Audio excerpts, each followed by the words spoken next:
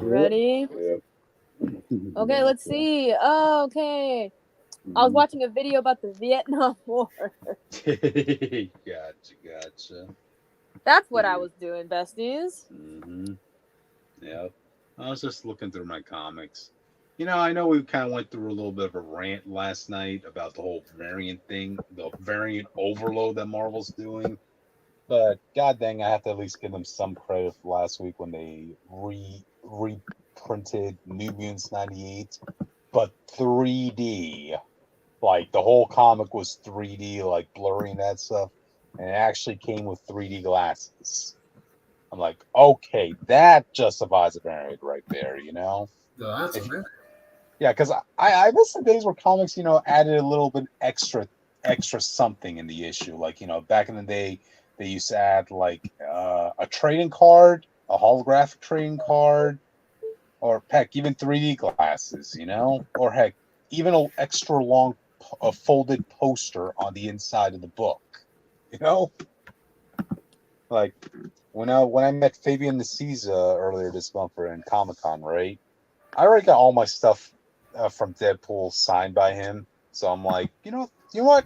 Let me get my Nomad stuff, because he wrote Nomad for a time, and they did something really unique with the first issue of Nomad.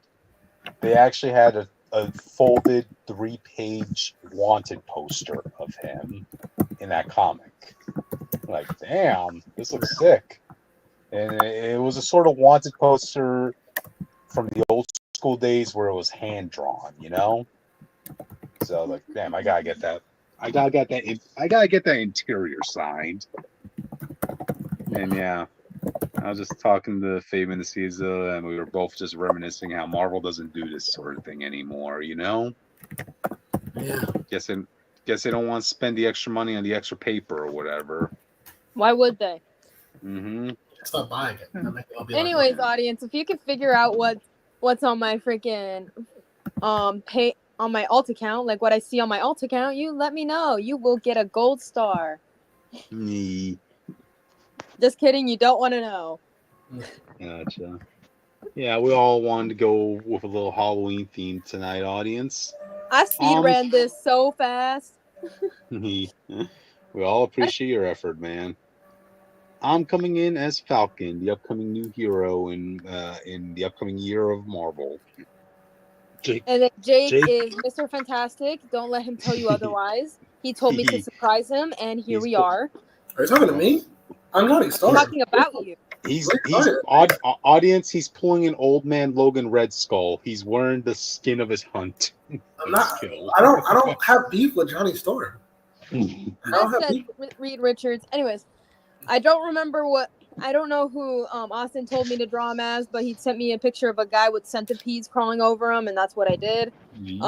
Philly does get a cameo here on one of the graves because I thought it would be funny, make a reference because he's never here. And then me, because I wanted to be built different, I drew myself as Blade from New Carnival. If you don't know what New Carnival is and you're under the age of 18, don't. You don't know what that is, and I'm not telling you what that is. But if you're over the age of 18 and you know what New Carnival is, let's be friends. Let's hang out. Tell me who your favorite character is. Get engagement on this video. Tell me who your favorite New Carnival character is. And tell us that Jake is being a butthead and he doesn't want to acknowledge that he is Mr. Fantastic. I'm not going to protect somebody I'm not. I'm Johnny Storm. I already said it. First stage is denial. So what are y'all doing for Halloween, audience? Yeah, you answer that question. In the meantime, I guess we get started. Okay. Well, kind of feels weird now. Well, I guess we're the Fantastic Trio tonight, audience. So, the Terrific Trio, not to be confused with that ripoff from Batman Beyond. Okay. Well, let me get us started. Welcome to Comic Phanatic Reviews of the Week, audience. You're here with me, Cryptid Zeeker 415. Got me some Deadpool 3 goggles right now, so moving on. And it is I, Jake Tylenol, currently underground at Metro Newey, surviving the dangers of Quokka. Austin is dead at the moment, but I'm Richter, also known as the Witch of Jotunheim, pronouns they, he, and y'all ready for some kissing between the people? Y'all ready for this? Mhm. Also, remember, audience, go vote if you're old enough and you're registered. Mhm. Go vote. Mhm. Thank you. That's all I wanted to say. Mhm. Do. And together, we are the Fanatics. Oh, I was waiting for Austin to finish his thing, but he has to let him have his time. Gotcha, But yes, together we are the Fanatics, and we do talk about the news and reviews of the week. And on Tuesdays, these special Tuesdays, we talk about comic reviews. And so today we will be covering some things such as the new and improved IDW Sonic issues number 74. We might be talking about something absolutely later, but we don't know yet. We'll see. And then we also have some, as usual, our Avengers Academy, and hopefully, oh my God, hopefully, I will be done with the montage arc of Allegedly. Allegedly. I've been promising this. I've been promising this like God promised the revelation, the end of days. But also, audience, this is a mega episode with Avengers Academy because I wasn't here last week, so you get not one, not three, but 2 issues. There you go. And Jake will be there to listen, right, Jake? We'll be there to listen. Yeah, you'll hear for your commentary. Don't forget to give some praise to the Webless Wonder of the Week audience. Y'all know who I'm talking about. We'll get to him. Miles Morales? Yes, I agree. But Cooper Cohen? I love Cooper Cohen. Spinstress? She's the best. Right. But we also have socials, and of course, which can give us some social information. Yeah, instead of looking at drawn corpses, because why would you do that? You can follow us on social media. You can subscribe here because I don't know why you're not subscribed. Preferably put your notifications on, so you don't always have to worry about it. But if you want to follow us on the Twitter, because I'm speaking like it's 2010 all over again, you can follow us at Comic Fanatic 69 because sometimes we do post things on there. We do post a lot of updates, and also if you're lucky, you will get some art just by itself. Why not? Why not? Anyways, if you don't want to follow the rest of the guys, but if you want to follow me, you can follow me on Twitter at Witch of Jotun with an E instead of a U, because I'm too lazy to change it. You can also follow me on TikTok and Instagram at witch_of_Jotunheim. You can also follow me on Tumblr and Blue Sky at Northstar Aria, and that's also my space, hey, if you were curious. But if you also want to follow me on Gaia Online, if you're on there, it is Witch of Jotun or Witch of Jotunheim, if I can remember. One of the two, you'll figure it out. Anyways, if you want to find Austin, he is not here at the moment because he's dead. I killed him temporarily. Ooh, Jake, how you feel about me killing him? I'm sure he'll rise again. We live in the universe. We live in the universe of comics, and comics, people never die. True. And also, if you want to find Cryptid, he's in the same place as he always is. And Jake, tell the audience where you at right now. Right now, I am in underground Metro Nui.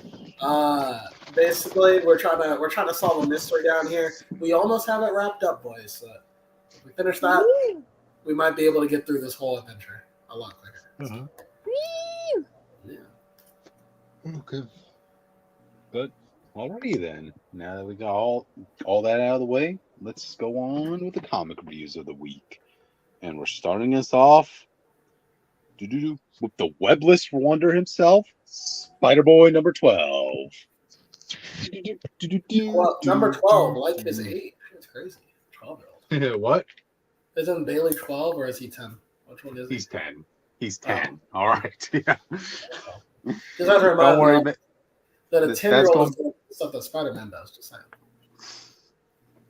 Nobody complained when you had, what was that group of kids? I keep forgetting their names. One, Julia Powers. The Power Pack. Did anybody complain then? They're doing like goofy aliens and shit. Like this is like you know what Spider-Man goes through, and you want a 10-year-old to deal with it? Yeah, well, in here, Spider-Boy isn't dealing with Spider-Man's crap. he's just dealing with daredevils right now. Oh, that's so much better. I feel like Daredevil every arc keeps trying to unalive himself. You want Billy to be dealing with his stuff. Well, we're going to hop on that ride together, man. Come on this ride with me, Jake and Witch. You're going on this. So, all right. I'm on Gaia right now, so have fun with that. Gotcha. But anyway, so we start off with a new arc, audience, titled "The Boy Without Fear."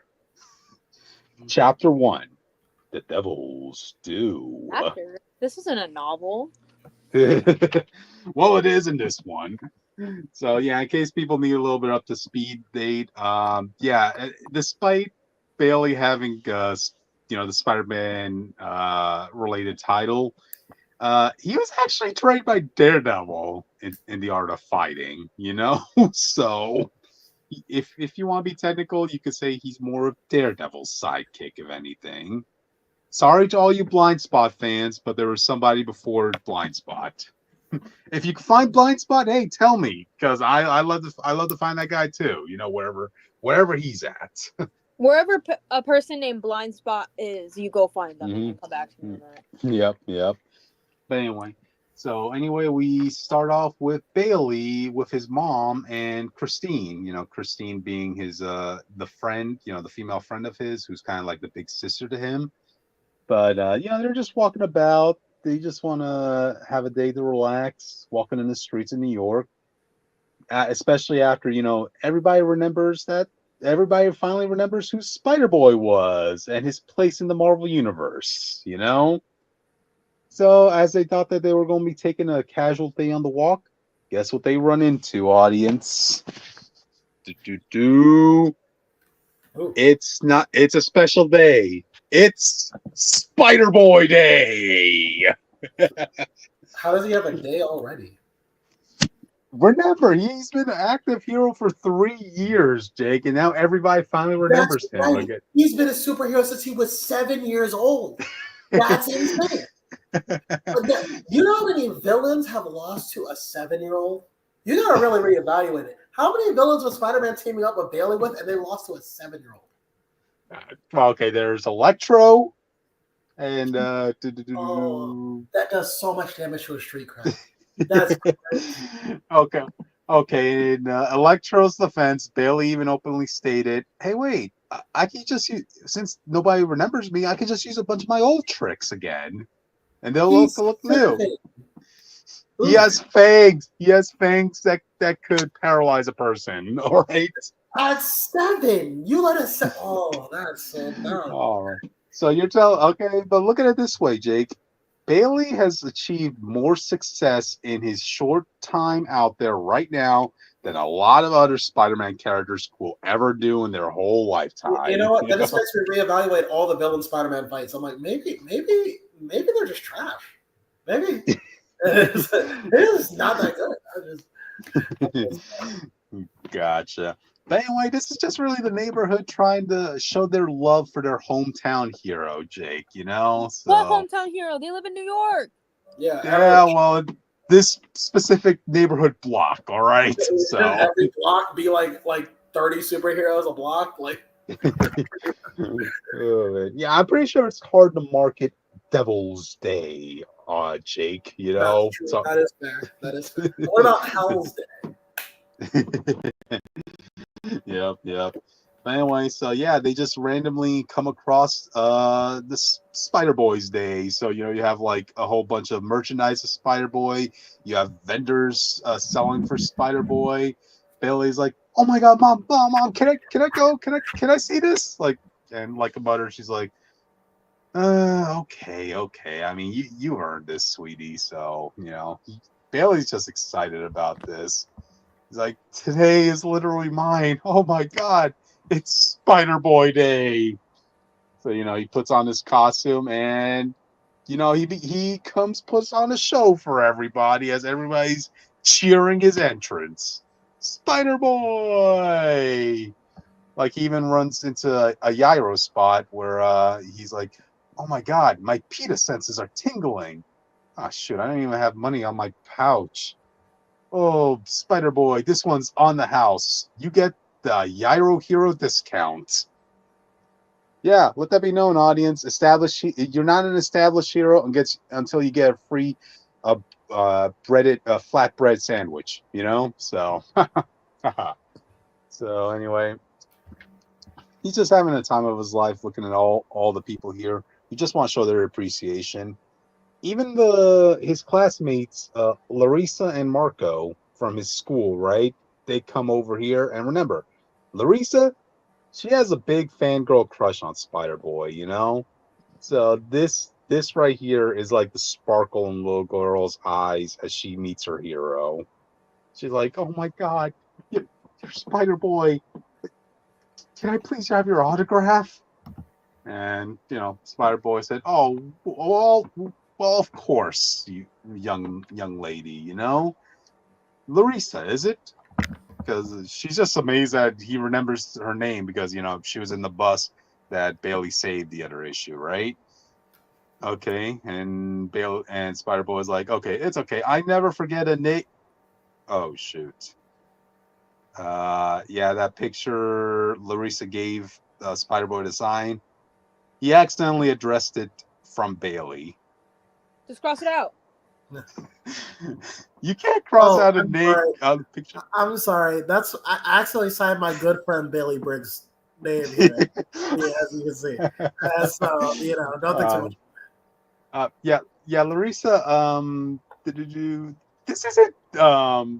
This isn't something priceless to you, is it? I would have wrote to her saying, "Of course it is. It's the first ever photo I ever got of you. I kept that in my wall for many years. You're my hero. It is a precious item to me." All right, well, tell you what. What if we just take a new photo right here, right now, you and me? I think that's a bit more valuable than whatever this is. That would have been Cricket, funny, but I have a question for you. Genuine question. Yeah. Have you ever decided to start doing a Spider-Boy podcast? Because I know a couple people who are doing a Power Pack podcast right now, and they're having a great time. Oh, okay. So you're telling me you want more Spider-Boy promotions? What you're telling me, which? Oh no, I'm not going to be a part of that. You do that yourself. I mean, Spider-Boy even has his own edition in the Bailey Bugle. Yeah, audience. He has a newspaper around him. Once I finish ElfQuest and freaking Amethyst Princess of Gemworld, it's over for you. Yeah. But anyway, so Larissa goes on and say, "Oh yeah, it's okay. I have like about 12 copies of those. So, okay, this works better. Just give me one. Just give me those 11, and I'll sign them for you." So as he's signing them, that's when you're introduced to the hand ninja from the last issue, the one who remembers her vengeance against Spider-Boy. Oh, okay. She's on the rooftop. She's ready to throw her shuriken at Spider-Boy, only for Bullseye to stop her, saying, Nah, that's not how we do things, sidekick. Come on. Let's savor the moment, this and that." And this is when Daredevil pops up and drags Bailey out of the fair. Yeah. And Bailey's like, "Wait, Daredevil, what are you doing here?" "The devil has come for you, Spider-Boy." Oh. You don't want to hear those words directed towards a kid, But yeah, basically Daredevil's here because now he too remembers who Spider-Boy is. And he kind of owes Daredevil, apparently. Oh my god, I hate when Dan Slott does this because it makes Billy feel like such a fan fiction character. What is it? I hate when he's like, actually, you didn't know this, but Bailey is actually the most important character to a lot of other characters' backstories. Like you don't even know how much Bailey brings. It's something stupid. I really just wish he put this in his own timeline. I cannot stress that enough. This would have been so much better. You're telling me, man. Gotcha. But regardless, we're playing with the hand we're dealt, and sometimes the hand we're dealt is by the devil, Jake. So yeah, the devil being Dan Slott. Yeah, Devil Slott. There you go. But anyway, Bailey all of a sudden starts remembering. Oh, okay. I know what you're talking about, Daredevil. Yeah, you've trained me for so long, and I've listened to everything you said, except that one day a year ago. So you come back to a flashback to Daredevil training Bailey. Because remember, audience, Bailey doesn't have a spider sense. You know, what he had said has is eyeballs that he could open up all around his head. So he basically has a 360-degree field of vision. You know, so it's up. It was kind of up to Daredevil to kind of help Bailey train and how to use his other surrounding senses like that. You know. So yeah, after a sparring session, Daredevil had to go tend to another matter, right? Apparently, whatever adventure he was on, it led him to be in a kind of like a mixed martial arts fight in the octagon with Bullseye, amongst like all these 1% rich people, you know. And the prize for this fight is this one golden horn. I mean, to make a long story short, this is where Bailey actually trails up against Daredevil, right? And he kind of ends up becoming the new challenger because he distracted Daredevil long enough to, you know, wait, let me read this book again. Okay, yeah, he distracts Daredevil long enough to beat Bullseye. And miraculously, I guess whatever the stipulation to this fight was, it's the fact that whoever grabs the golden horn is the winner. And Bailey just so happened to grab that golden horn. So yeah, Bailey won the golden horn in the Octagon audience. Yeah. Does anybody have any trophies they want to brag about? Come on, Yeah, I come got on. third place at the Uncanny Experience for the costume contest. Suck it, Bailey. Is it made of gold? It's made of bronze. It's just as cool. Yeah, but anyway, this is where Daredevil really needs that horn right now. And okay, so Bailey's like, okay, I'll go get it. I left it in my special spot, which apparently was behind the Daily Bugle sign. There's a secret compartment behind the Daily Bugle sign, audience. That just Spider-Boy just randomly puts stuff in there for safekeeping. He's like, you keep all this stuff unguarded? In Bailey's defense, who would ever want to search behind the Daily Bugle sign? Come on. You counter that argument, guys? Come on.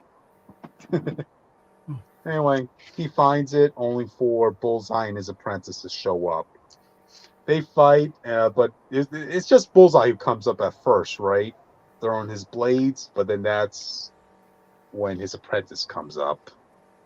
And the apprentice is Spider-Girl. Yeah, apparently that one-hand ninja turned out to be the Spider-Girl who makes her debut here. Or, dang it, I know what you did, Dan Slot. You had her show up in the last issue, so now that technically will be her first appearance. So, anyway, she comes in, and she just goes all relentless on Bailey. Hey, okay, does that bring you guys pleasure to know that Bailey's getting his ass beaten by a girl? I mean, it's like 10. I don't, you know what I mean? Maybe she just not put on the suit anyway. But yeah. Oh, you think she wants to put on the suit, Jake? You think she likes this? Yeah. She's like, it is your fault. It is your fault. I'm Spider-Girl. Okay. Bailey. I mean, you put on the suit. So, I'm just saying, you decided to be a spider person. That was you decision. I mean, you got spider power. Sure, that might be Bailey's fault. I don't know how yet, but like you put on the suit. Like no one asked you to put on the suit. I'm fine. I know. And somehow she knows who Spider-Boy is, as she mentions his name. Not only that, but apparently she has all the powers of Bailey, except she shoots webs. So she's Miguel? Because most of Bailey's powers are just powers Miguel O'Hara has. So. Hey, does Miguel O'Hara have multiple eyes on all over his head? No. Does Miguel O'Hara talk to spiders, Jake? He can. Yeah. I like to see that. But anyway, this is where Spider-Girl shoots her webbing, which retracts both Bailey and Daredevil. Now, keep in mind, Daredevil ended up getting hit by a couple of her shurikens that were meant for Bailey, and they were toxic, by the way. Not toxic in the sense that it'll kill you, but toxic in the sense that it's going to be dulling your senses, specifically, you know? Oh, and did I mention the webbing she emits is barbed wire webbing, audience. Spiky webbing. Okay, that's something new, right? I don't see any other character, any spider character doing that, right? Right? I guess. Yeah. Okay. But anyway, so Bullseye and his apprentice, they get what they need.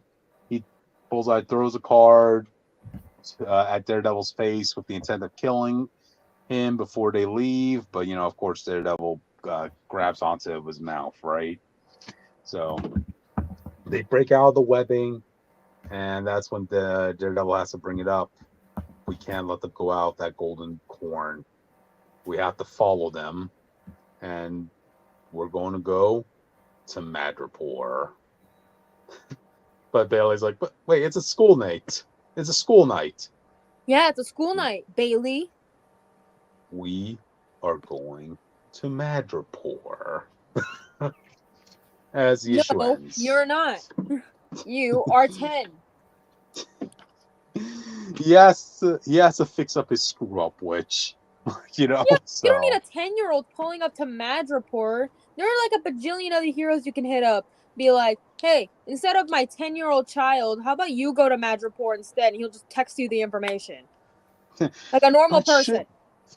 But shouldn't you teach a kid to make up for what wrong they did? They not going to fucking Madripoor. Do you know what happens to people in Madripoor?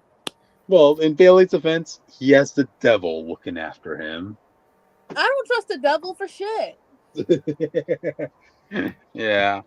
But anyway, that's Would you really trust the devil to look after your child? Yeah, Bailey's been... Well, considering the fact that Bailey, as a 7-year-old, has been doing this for 3 years and walked away relatively unscathed, I think Daredevil knows what he's doing. People forgot about who he was for God knows how long. Don't bullshit me. But he came back. He came back. Intact. But all right. Yeah. Hello? Oh no, he's dead. We killed him. Well, this is a good time to tell you guys about some Sonic parts. So back. Oh. Okay, let me just. Hold a second.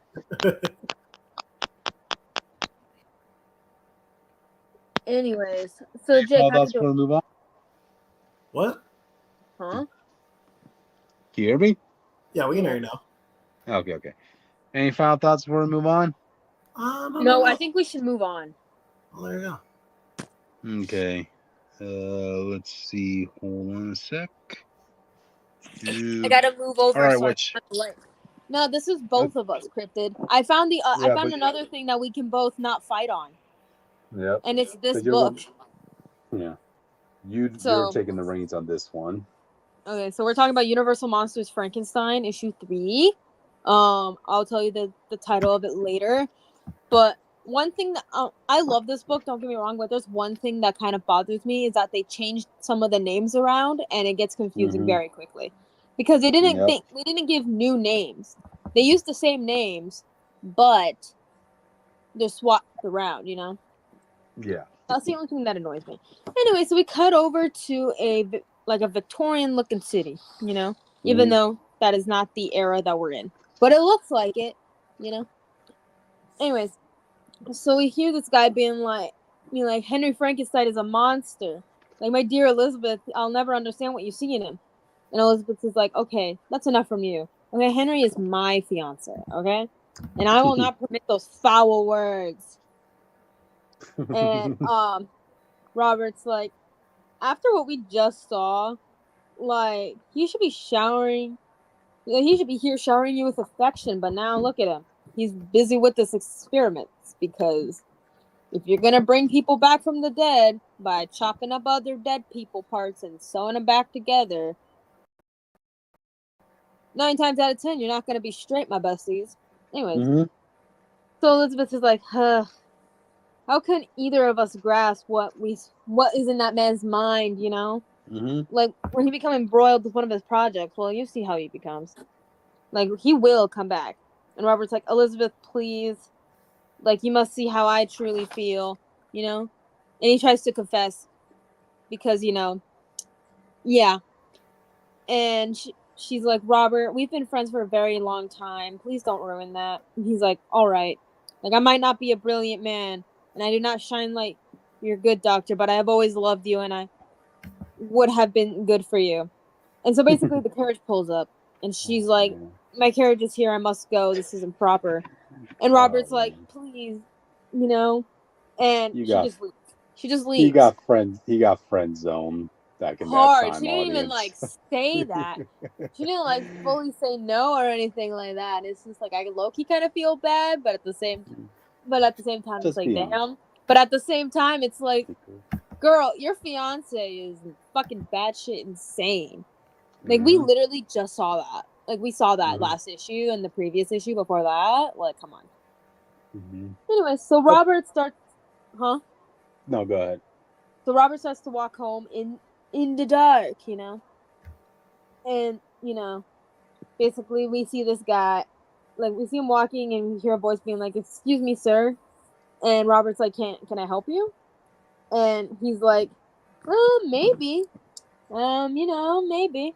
And he's holding like this glass bottle in his hand. And I didn't bring this up earlier because there's a narration bubble that says, my dearest Elizabeth, I will hold you in my heart. And then we see that guy from earlier with the bottle, basically kill Robert, takes his wallet, I'm assuming, and takes his heart. You know, like Frankenstein took his heart. And so the narration bubble said, in the street. in the street. Anyways, so we have another narration bubble here that says until the end of time. And the issue itself is called The Heart of a Lover. Wow. Okay. Wow. Do you want to start tell me, you want to start this part or do you want me to keep going? Nah, you keep going, man. Oh, I just saw all the variant covers. Ooh, there's so many variant covers. Anyways, so we see Elizabeth just like chilling out in the carriage, you know, and the person driving the carriage is like, we're almost home, Elizabeth. Everything back all right back there? And you know, she like sighs and she's like, an old friend of mine passed away recently. His body was donated to the college. Like, do you think Henry might have used them in his ghastly experiments? And the carriage driver's like, oh, I don't think so, my dear. Like, obsessed as he may be, you know, I don't think you would go that far. Bitch. Be so fucking for real. Anyways, so Elizabeth is like, I'm not sure, Victor. Something has changed in him. And like, you remember that little boy from the first 2 issues? Yep. Well, he's here, chilling out in the back of the carriage. You know, he's just kind of over it. But he's here. He's here, besties. Anyways, so they get to this nice manor, you know, and Elizabeth comes out of the carriage and the little kid like just like jumps out. You know, he's like, ah, just kidding. He doesn't actually say anything. I just wanted to add that special effect. And you know, Elizabeth gets spooked. She gets spooked, you know. And Victor is like, oh, you filthy little urchin, trying to steal from this poor woman, aren't you? And basically is gonna like toss him out while he's basically begging that he wasn't. And Elizabeth is like, okay, that's enough. He's just a kid, you know. And the kid is like, it's not my fault that crooked man was gonna hurt me and that bad doctor, you know. And Elizabeth's like, okay, who do you speak of, child? And we just have like this one whole bar being like of the little kids like eyeballs and nose. Don't forget about the nose. Yeah. You know, it's sight, smell, and hearing. That's the senses that you get to see here. And he's like Frankenstein. And so Elizabeth is like Henry's a good man. His intensity can be frightening, but like deep down, I know he wouldn't hurt a soul. And basically asks for his name. And the kid's name is Paul. So fun fact, his name is Paul. I don't think we learned about that in the first 2 issues, but we now know his name is Paul. Thoughts on that? Thoughts on his name being Paul? Oh, It's very biblical. what? Say that. Yeah, what an era to be named Paul. You know. Not a good one for you to be named Paul. So Yeah, you And gotta an add something to it. There's not enough. There's not enough spice. Am I right, Jake? Not enough spice. Yeah. not enough. Yeah. Anyways, so Elizabeth is like, okay, well, Paul, first Victor here is going to apologize for being so fucking rude. And then we're gonna go inside and we're gonna get you something to eat. You look famished as hell because you were just a little kid who was trying to get justice for your dad because his hands were stolen by a crazy doctor and a crazy lunatic. Which I know that's the same word, but you know what I'm talking about. Anyway, Elizabeth being the best girl Elizabeth. She's like, maybe you're feeling up to it, but you could tell me about your grand adventure. And then she's like, Victor, please find the Baron. I'll meet you both shortly as we discuss our situation. So we cut over into inside the manor, which nice looking manor so far. Lots of pinks, lots of magentas, lots of burgundy. And so we just see Paul just eating, and Elizabeth is like, you remind me of him, like my Henry. And he's like, I'm nothing like him. And she's like, no, like from what it looks like, you seem strong, intelligent, and determined, and also willful. And you could just see Paul's grumpy face. He's like, how fucking dare you, bitch? How fucking dare you compare me to that man? And she's like, I would understand better than anyone. I've known him since he was not much older than yourself. We get a lot of like exposition about like how of her life. We find out everything about him. It's great. Why am I blanking so hard? We found out that the house that they're in is his house. It's his house. Not the little spirally tower thing that they were in. That's not his house. This is his house. And basically she's like, for months I've isolated myself in these like lonely halls, but he was finally able to coerce me out, like I've walked many hours in I can't speak today. Anyway, so she's like, I walked many hours along the river and the mountains. I began to see the world like its beauty again. It's great. Like I began to start feeling free, but over time I saw the brilliance in his mind grow, and then it was his smile, his laugh, the creases of his eyes. That's where I found the love of this man, Anyway, but then then she goes into a somber tone, because of course that's how this works. And she's like, but a few years ago, his mother grew ill. He attended medical school hoping to find a way to save her. But guess what? She was incurable. Dun, dun, dun. Oh. And she died. And basically, he kind of changed. He kind of changed. His dad became a kind of an ass. And smile, in his heart.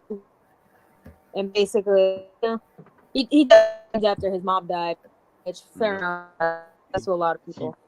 He became a changed man, Yeah. And Paul, and basically hair out of his eyes, and she's like, I could see inside your heart. Like, who did you lose? And it's true. He's an orphan. He got no friends. He got no family. Henry stole his dad's hands. His hands. The hands are important. Ripped it. They're important. Fingerprints are identified. Remember that. Yeah. And so we see a voice from off panel as they're hugging each other. Sometimes you just need a hug, Basically, Victor, the Baron wishes to see you immediately. He is demanding we retrieve Henry. And Elizabeth is like, I'll be back soon. And, like, don't worry. It's all good. We could talk later. It's fine. Like, everything's going to be all right. So we cut over back to the spiral place that Henry was in. And Fritz, who is now dead. Because if you remember, the creature killed Fritz, which honestly deserved. Deserved. Anyways, so Henry's kind of like he's kind of like, what the fuck, man? And he's like, Fritz tormented him, like, what can we do? And so the doctor guy, I forgot his name, it doesn't matter. Anyway, so he's like, kill it, as you would any savage animal. Like, give me the needle. And Henry's like, it's murder. And the doctor guy's like, it's our only chance, Betsy. It's all good. Anyways, so they come back in like a few minutes later because they had to go get the stuff. You can't just have the stuff there with the giant 7-foot tall monster man. How tall is the creature? I think he's 7 foot, right? Yeah. 6.4 at the very least. He has to be a maybe back tall in man. 30s. Mm-hmm. Maybe back in the 30s when they didn't have anything. Mm-hmm. Anyway, so Henry gets the fire and scares the guy. That scares the creature because, fire is scary. And the doctor guy tries to stab him with the needle, and the creature's like, fuck you, and smacks him. And smacks him. And guess what? He starts to choke Henry. Honestly deserved, because I would have done the same thing. Not everyone could be my beloved Adam Frankenstein, okay? Not everyone could be like him, unfortunately. Mm-hmm. But that's just me personally. Anyways, so guess what? Basically, before he can finish the job, he drops Henry and basically just plops onto the ground. Did you hear my sound effect? Did you like my sound effect? It was a little plop. Yeah. Did you like it? Yeah, that's cool. Thank you. Anyway, so Henry gets up, and the doctor checks up on him. It's all good. Anyway, so Victor pulls up. Fucking finally, where the hell have you been, Victor? Jesus. And is like, okay, Elizabeth and your father are coming up the hill to see you, so they mean to bring you home. And so basically, all three of them, they get the monster. It's all great. It's all fine and dandy. And so when Henry tries to go down to see Elizabeth, guess what? Mm-hmm. He passes out. Oh my god. Ooh. And so basically Elizabeth is like, oh my god, we gotta get you home, and everyone's like, okay, you're exhausted, we're gonna take you home, it's gonna be great. And Henry's like, no, I can't, my work, what will happen to my experiment? And so I'm assuming it's Victor, because I can't really tell that well. It's like, well, I will see that it is painlessly destroyed. Ha! Wow. Ha ha ha ha! But don't worry, guess who gets brought back home? Yay! It's Henry. I keep wanting to call him Victor because I'm so used to like that being the norm that the fact that they change the names around keeps bothering me. I know. Hey, but that just shows dedication from the writer who wants to keep this as authentic and close to the source material as possible. Yeah, I have to like go rewatch the Universal Monsters Frankenstein movie just to see if the name if that's how it is in the movie. I don't remember, but for right now, his name is Henry. Anyway, so they basically bring Henry into a room, and Paul is there. It's just like, ugh, why the fuck did you bring him here? And so I'm assuming this is the Baron because the Baron's here, Mm-hmm. and is like, oh, my son is home and his dreadful experiment is at its end. The professor will destroy the remains. And so Paul's like, it's over? And the guy's like, yes, it is. And this is not a charity, young man. It's like, get this boy out of my sight. And it's like, what did Paul do to you, man? He was just going to be here for a couple days and then probably leave, man. Like, come on. Elizabeth was being nice over here, letting him stay for a little bit, But anyways, guess what? We cut over to a green room. Not a salmon pink room. A green room. Ooh. And we see the doctor guy just like trying to like get rid of the experiment, get rid of the creature, get some scalpels, try to scalpel him. And guess what? The creature shoots open his eyes and gets his hand, and chokes him out because that's all he knows how to do at the moment because he has not learned anything yet. Besides fire bad choking the people who are jerks. That sounds about right? Yep, That sounds right? Yeah. So anyways, after killing the doctor guy, the creature just leaves. And we see a text bubble being like, I won't go back, which kind of like fits for both him, the creature, and Paul, if you really think about it. But anyway, so we cut over to a monochrome room, like a monochrome setting, not a room. It's outside. It's a setting.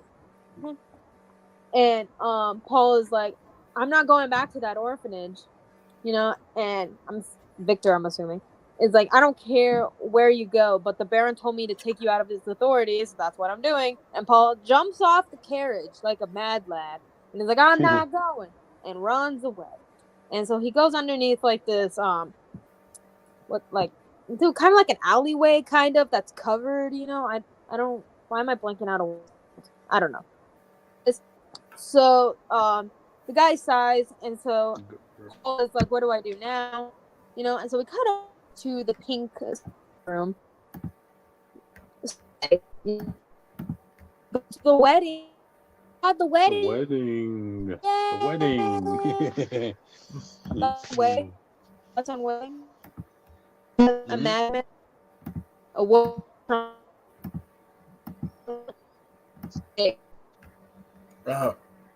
Is it me or is Witch breaking up? Yeah, I'm hearing Witch breaking up. Witch, you're breaking up, man. Give me like kids. Okay, go ahead.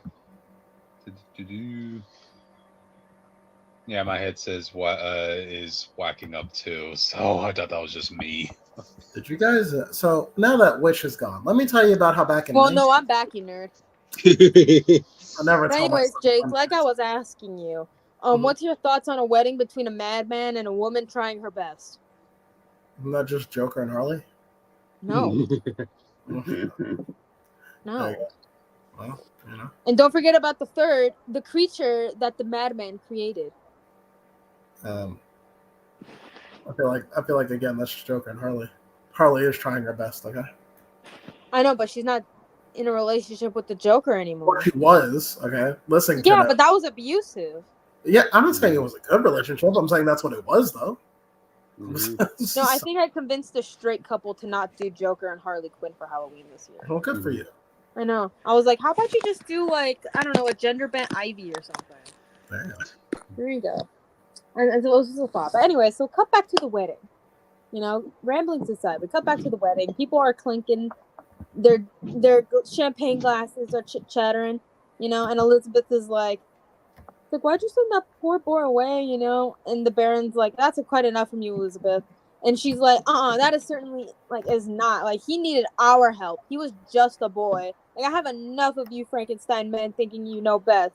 I must speak to Henry, which, best girl energy right there, honestly. Best girl energy. Anyways, so she meets up with Henry. And she's like, something is wrong. We shouldn't have rushed this wedding, And he's like, it's all right now. It's all right now, my love. I'm here.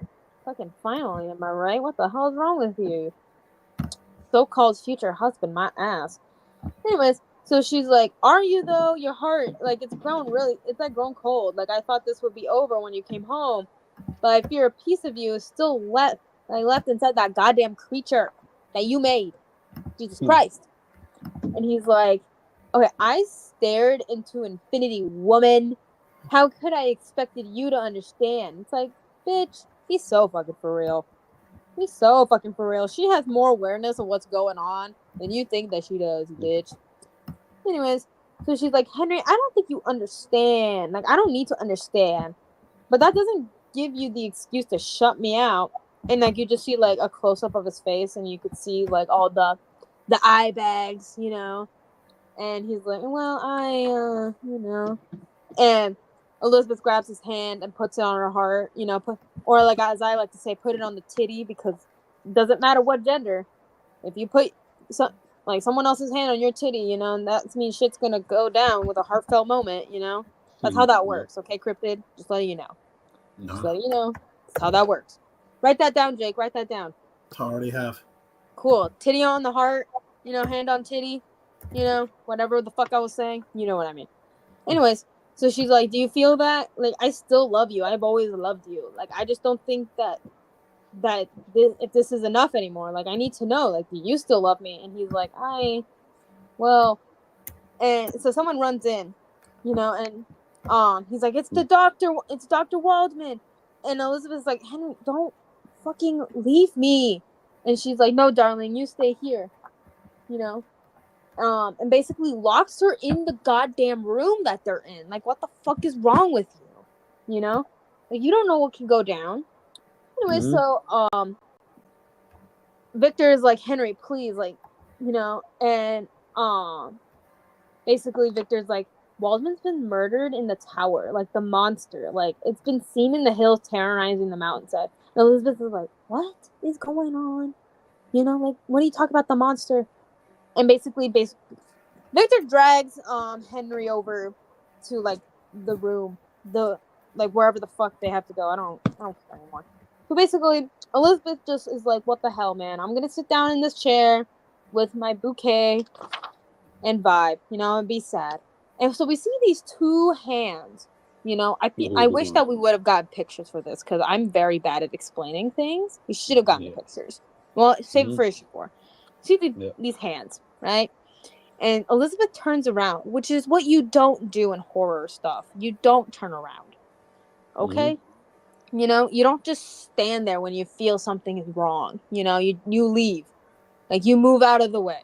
You know, at least. So she turns around, and you just see the creature just, like, grumble because, you know, he doesn't know human speech yet.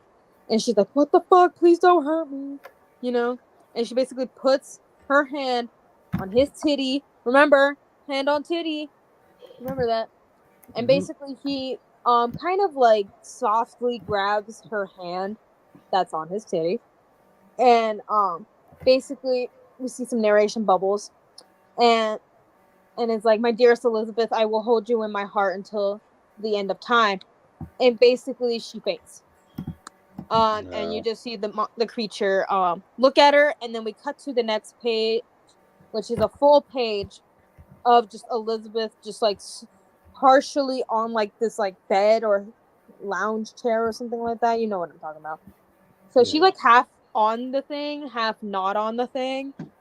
You know, it's like when you're about to fall off from your bed, you know that look, you know what I'm talking about? Yeah, it's kind of like that. Anyways, so we get fan letters, you know.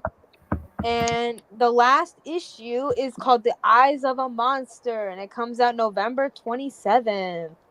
And obviously we get a G.I. Joe comic, you know, teasing the next G.I. Joe comic, and we got some variant covers on the back.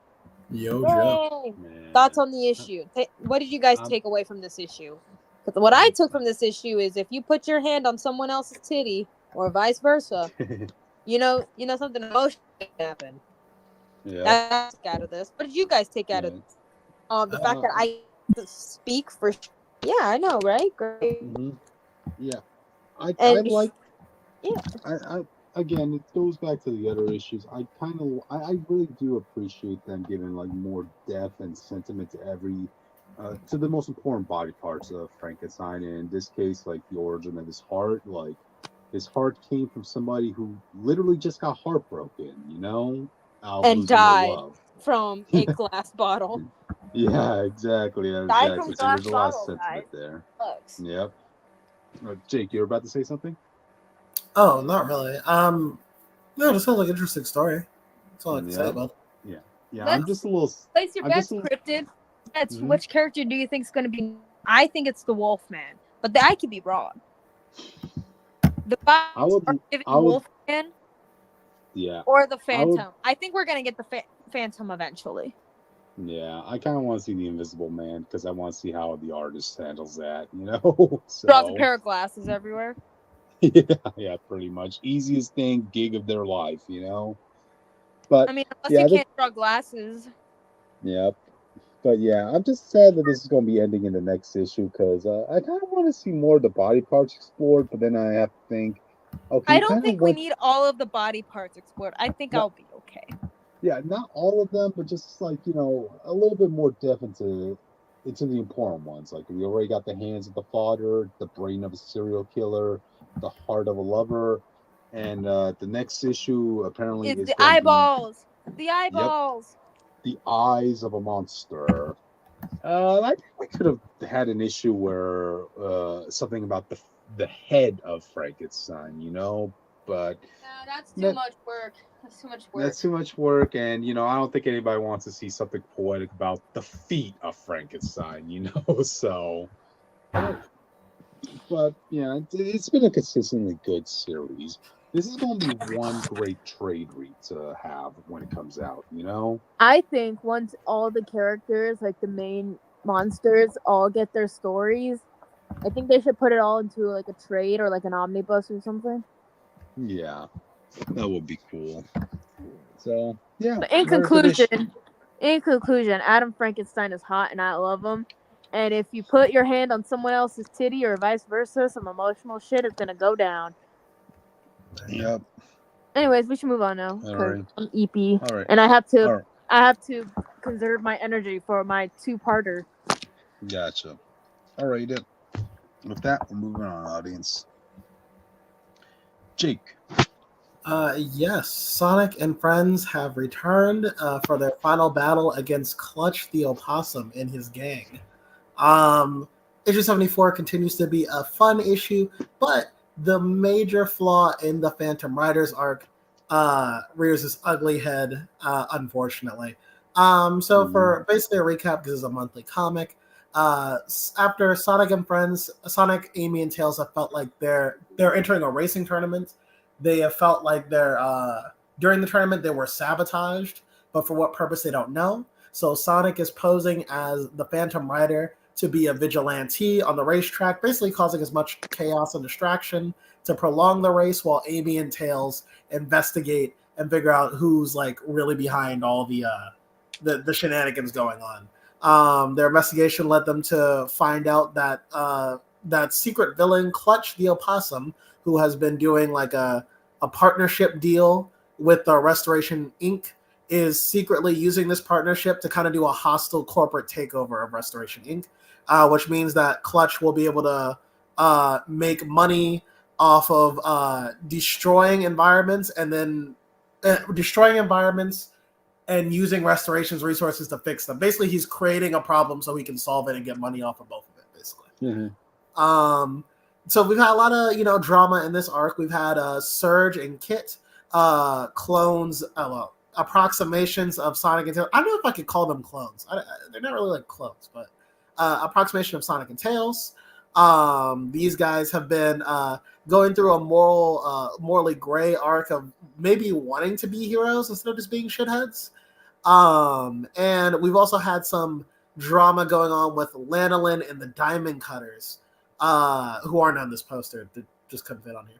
But basically, there's some drama going on between them as they don't know this, but secretly one of their newest members, Duo, is secretly a shape-shifting villain named Mimic, who has been sowing the seeds of distrust between them throughout the arc. So, with all that said, issue 74 continues where the last one left off. Amy, Tails, Vector, and the Chaotix have cornered Clutch, and this is kind of where like this issue basically reminded me why Kingpin is such a great character. Okay, Yeah, because Clutch is like just a guy. Like he's a schemer. Just a guy, audience. If you take anything away from this issue, he's just a possum. Like he's a schemer. He's like the business guy. But like when it comes down to Sonic and friends having to get their final battle, he's just a normal guy with a gun. So with a gun, you should give a normal guy a gun. Right. When it comes to characters like him, like Kingpin, who is like he's the same type of character, but Kingpin can box with Spider-Man. He can fight Daredevil. I think Clutch's problem is like, man, once you kind of figure out what his plan is, all you gotta really do is like corner him and then just like beat him up. Like this guy's master plan to take on the Sonic heroes, who, by the way, in games before up to this point, they have fought through zombie invasions, metal kaijus, gods, monsters, all this stuff. And all Clutch has to offer to stop them is just like a couple of henchmen, and he's like, "Get them, boys!" I'm like, "Oh no!" And a gun, and a gun.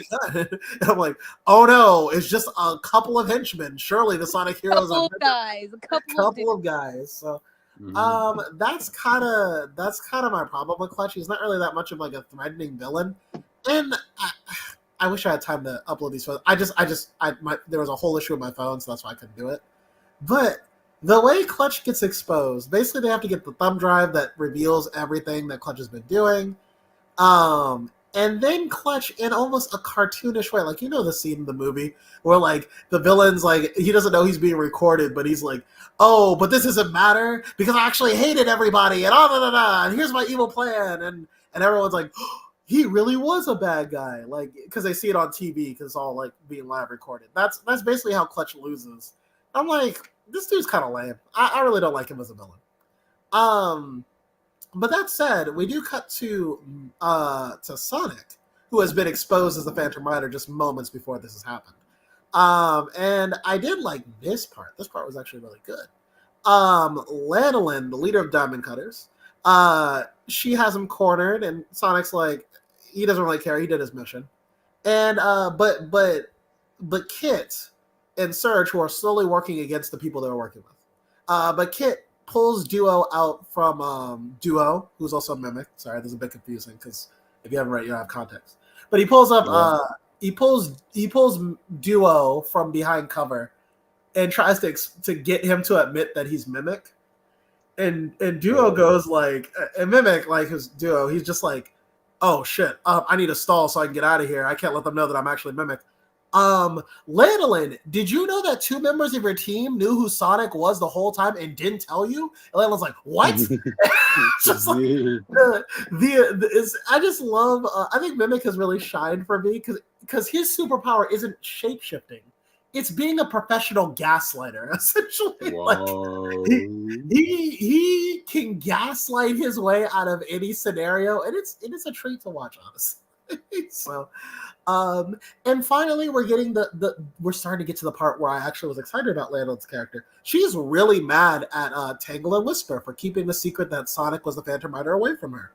And honestly, like, it is partially her fault, because of how she's treated them earlier.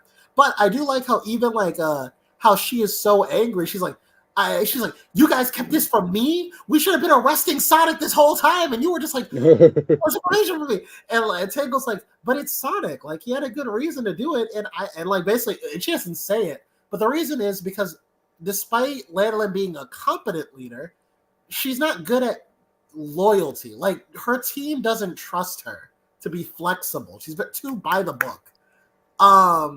And so, and while they're having this argument, Sonic has already left to go save the day.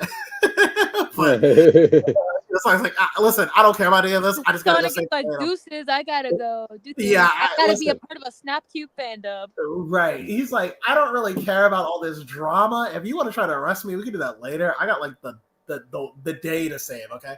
Because Clutch, being a sore loser, he's going to crash the Restoration HQ airship into the crowd of people. He's like, listen, if I'm going down, everyone here is going down. We're all dying together. So he's going to kill himself and the whole stadium. So next issue will be the finale. It'll be Sonic and who's ever available working together to save the day. And Surge, interesting enough, this is gonna be so great if they pull this off. Surge in the middle of this is going to expose Duo no matter what. And I like this because Lanolin can't trust her own team. And the one person she trusted on the team was Duo. But if she finds out that Duo is actually secretly a villain this whole time, oh my god, I can't wait to see how our character's going to react to that. So, issue 74, I think it was a solid issue. It's kind of it's both the weakest and one of the strongest of the arc, which is crazy. I really like the stuff with Lanolin because that's stuff I've been waiting for like half a year. But all the stuff with like Clutch, it's not that interesting. But hey, if you're a Charmy B fan, Charmy gets a lot of cool scenes in this one too. So, props to them and everything. But yeah, that's Sonic IDW issue 74. I recommend this. Again, this is something that you'll probably need to read at least issue 50 onwards for IDW Sonic to really like grasp the situation. But I highly, if you're an IDW fan who's fallen off from since some of the more, I wouldn't say filler, but kind of like the mundane issues we've been getting, the Phantom Riders arc is where you need to come back on. This arc is great. So there you go. Cool. Yeah. All right. Great issue. But I guess with that, we're moving on to the next comic audience. Let me bring it up. Now we're talking about Avengers number 19. Start of a new arc and this and that. So what happens? What happens in this issue? Oh, a little something like the fallout of what happened with Doctor Doom recently. No biggie. He just became Sorcerer Supreme and this and that. And he just wants to expand his dominance around the world. Simple stuff, right? Everyday Tuesday, Why not? So, yeah. So anyway, we cut into the Impossible City, the Avengers' new headquarters, as you have T'Challa and Sam Wilson, having a nice chit chat, man. Yeah, apparently they're having like a really good friendship now, having kinship for each other and respect and this and that. And then we also mentioned T'Challa's looking to go on a solo mission by himself.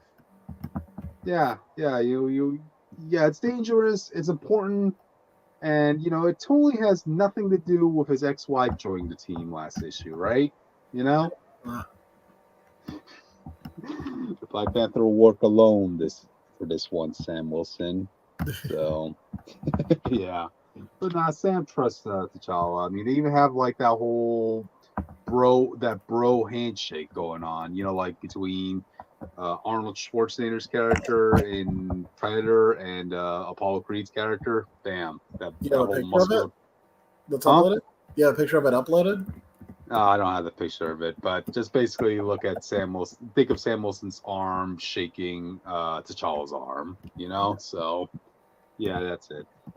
But anyway, so when T'Challa leaves, that's when they get a message from none other than Doctor Doom himself, and he wishes to speak to all of them. So he invites them to the desert. Doom doesn't even give the courtesy of coming in himself. He just gives an astral projection form of himself. So you gotta ask, like, wait, if you were going to summon an astral projection form of yourself, right? Why didn't you just do that in the Impossible City? And why did you just make the Avengers go all the way to the desert for this? It's about letting them know that I have that level of power over them. I guess. So basically, Doom is like, look, so this world, I'm going to do what you Avengers couldn't do. I'm going to fix this world. And, one thing I need to start off with is you. I need you all here to justify yourselves. Ooh. Whoa, wow. As the Avengers, you represent one of the greatest concentrations of powers in the world. So, why have you let the world you have sworn to protect come to this state? Yeah, why? What's up with that? Yeah, why? Wait. Look, it's the same situation. It's their same answer with what happened with the X-Men during Orchid. What do you expect the Avengers to do? They're like it's Orchid, people, not right? Orchid. Orchid, whatever. I'm sorry. I don't care about that team. Whatever. Who cares about Orchid? All right. So, regardless, Orchid. So there's a difference. Regardless, hey, come on. The Avengers have saved the world plenty of times. Heck, they even saved the world recently from Hyperion, Oh, that's true. So, That's true. Well, Hyperion's a bitch ass, so I don't give a fuck. Remember, that's a different version of Hyperion, who's as close to Superman, both powers and morality as possible. I'm gonna let Doom preach, but I have my own answer to why I think that's a perfectly valid question. Okay. Yep. I'll let you finish, but then I'll see. I'll judge their answer. Let me hear their answer. Look, yeah, I kind of like the monologue he gives. He's like saying, "The world is riven with war, harrowed by hate, fractured, broken, wearing flags. Lesser men wield power over their bitter injustice. Is the common currency of the nations of this world. What should be your world? Why have you, the most powerful, allowed this to happen?" And that's when kind of Sam Wilson kind of intervenes. Hey, remember Captain America here? Yeah. Okay, I'll answer that. I just want to say, if I was T'Challa, I'd be like, well, Wakanda's doing okay. Well, Wakanda kicked Black Panther out. Yeah, but they're doing okay. That would be like Doom Doom saying Doom being in a situation where Latveria kicked Doom out and he allowed it. But as a nation, the economy is running on time. That's all.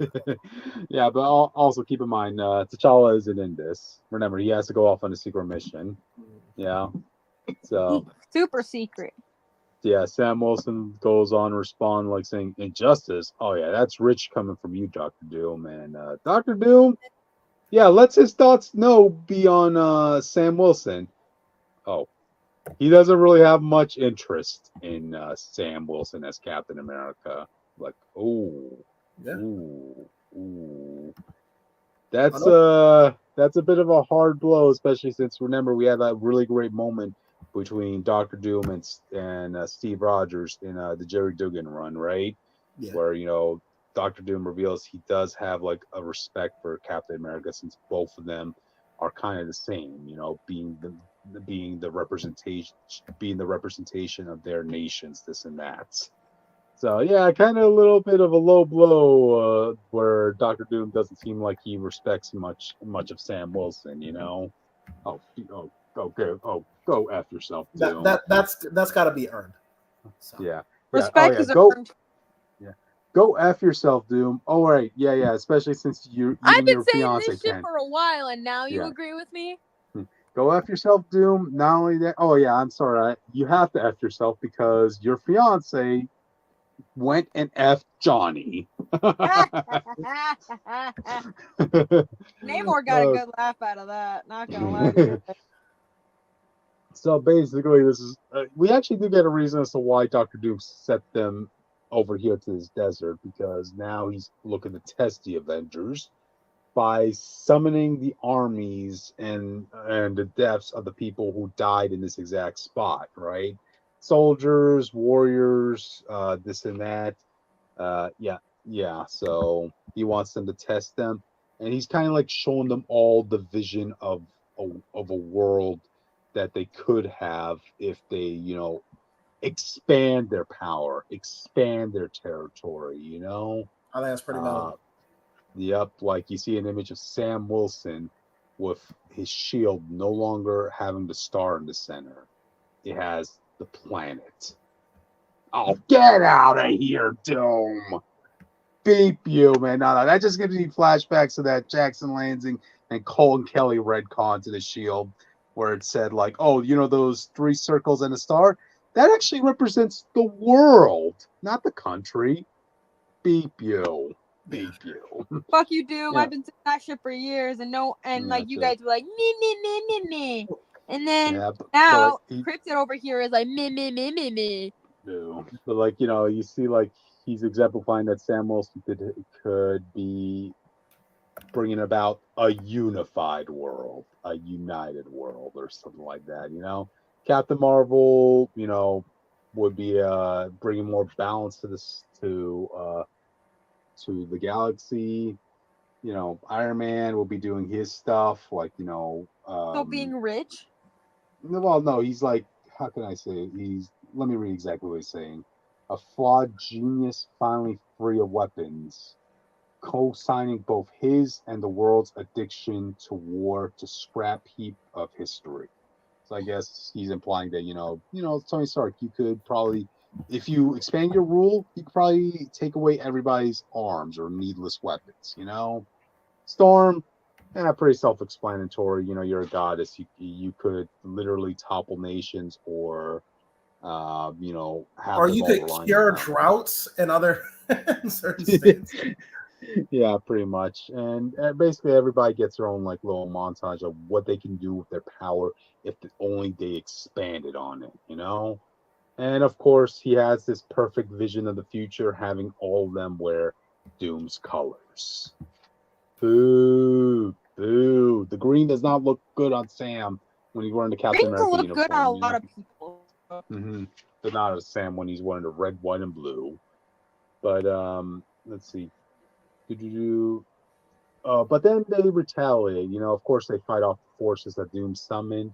But that's when the Storm comes in. Hey, you ask a question in such a way that the only answer possible is one you wish. But the answers we have are not ones you would like, You may be correct. We may have the power to take the world, but not the rights.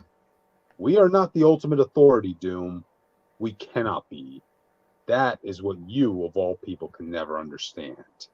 No, but like you could like make technology that will make the world better or some shit. I mean, like I don't understand how you have a bunch of geniuses and we can't and we still we protect the world, protect it from things that would end it. Hey, No. I say that's a contribution to the world, to keeping it still in there, you know? No, I mean that's cool and like much respect. I'm just saying like it's just weird that we have the smartest minds available on the Avengers and like we barely have technology better than like our world. You know what I'm saying? I'm just Well, you don't want that technology being given out to the public with the dangers it will present. You know, well, imagine people did that with cell phones. Like, imagine people were like, you wouldn't even have the internet. They'll be like, well, we can't let out the internet because, like, then like, what if the stupid people get it and then like kill ourselves? The stupid people get the internet. I don't know. Right? Like, we wouldn't right. happen. Yeah. You tell me.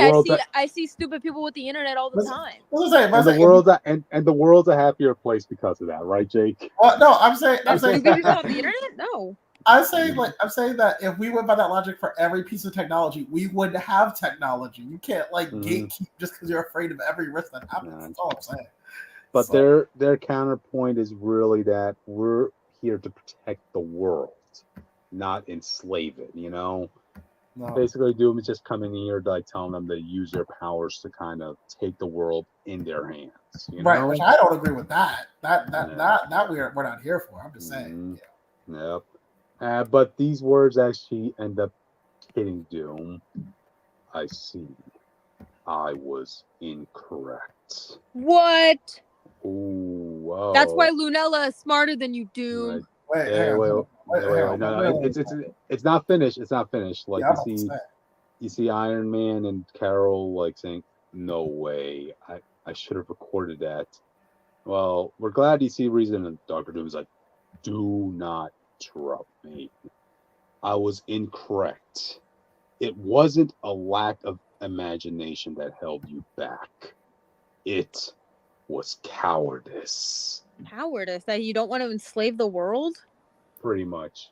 Yeah. Cowardice. Doom, this seems, I don't know why this feels out of character for him, but this kind of feels out of character for him. No, he wants the world to be safe, basically. He wants the world, even if it's by an iron fist, you gotta have, he wants the world to be better than what it is right but now. I get that, but at the same time, this feels wrong. This doesn't feel like Doom.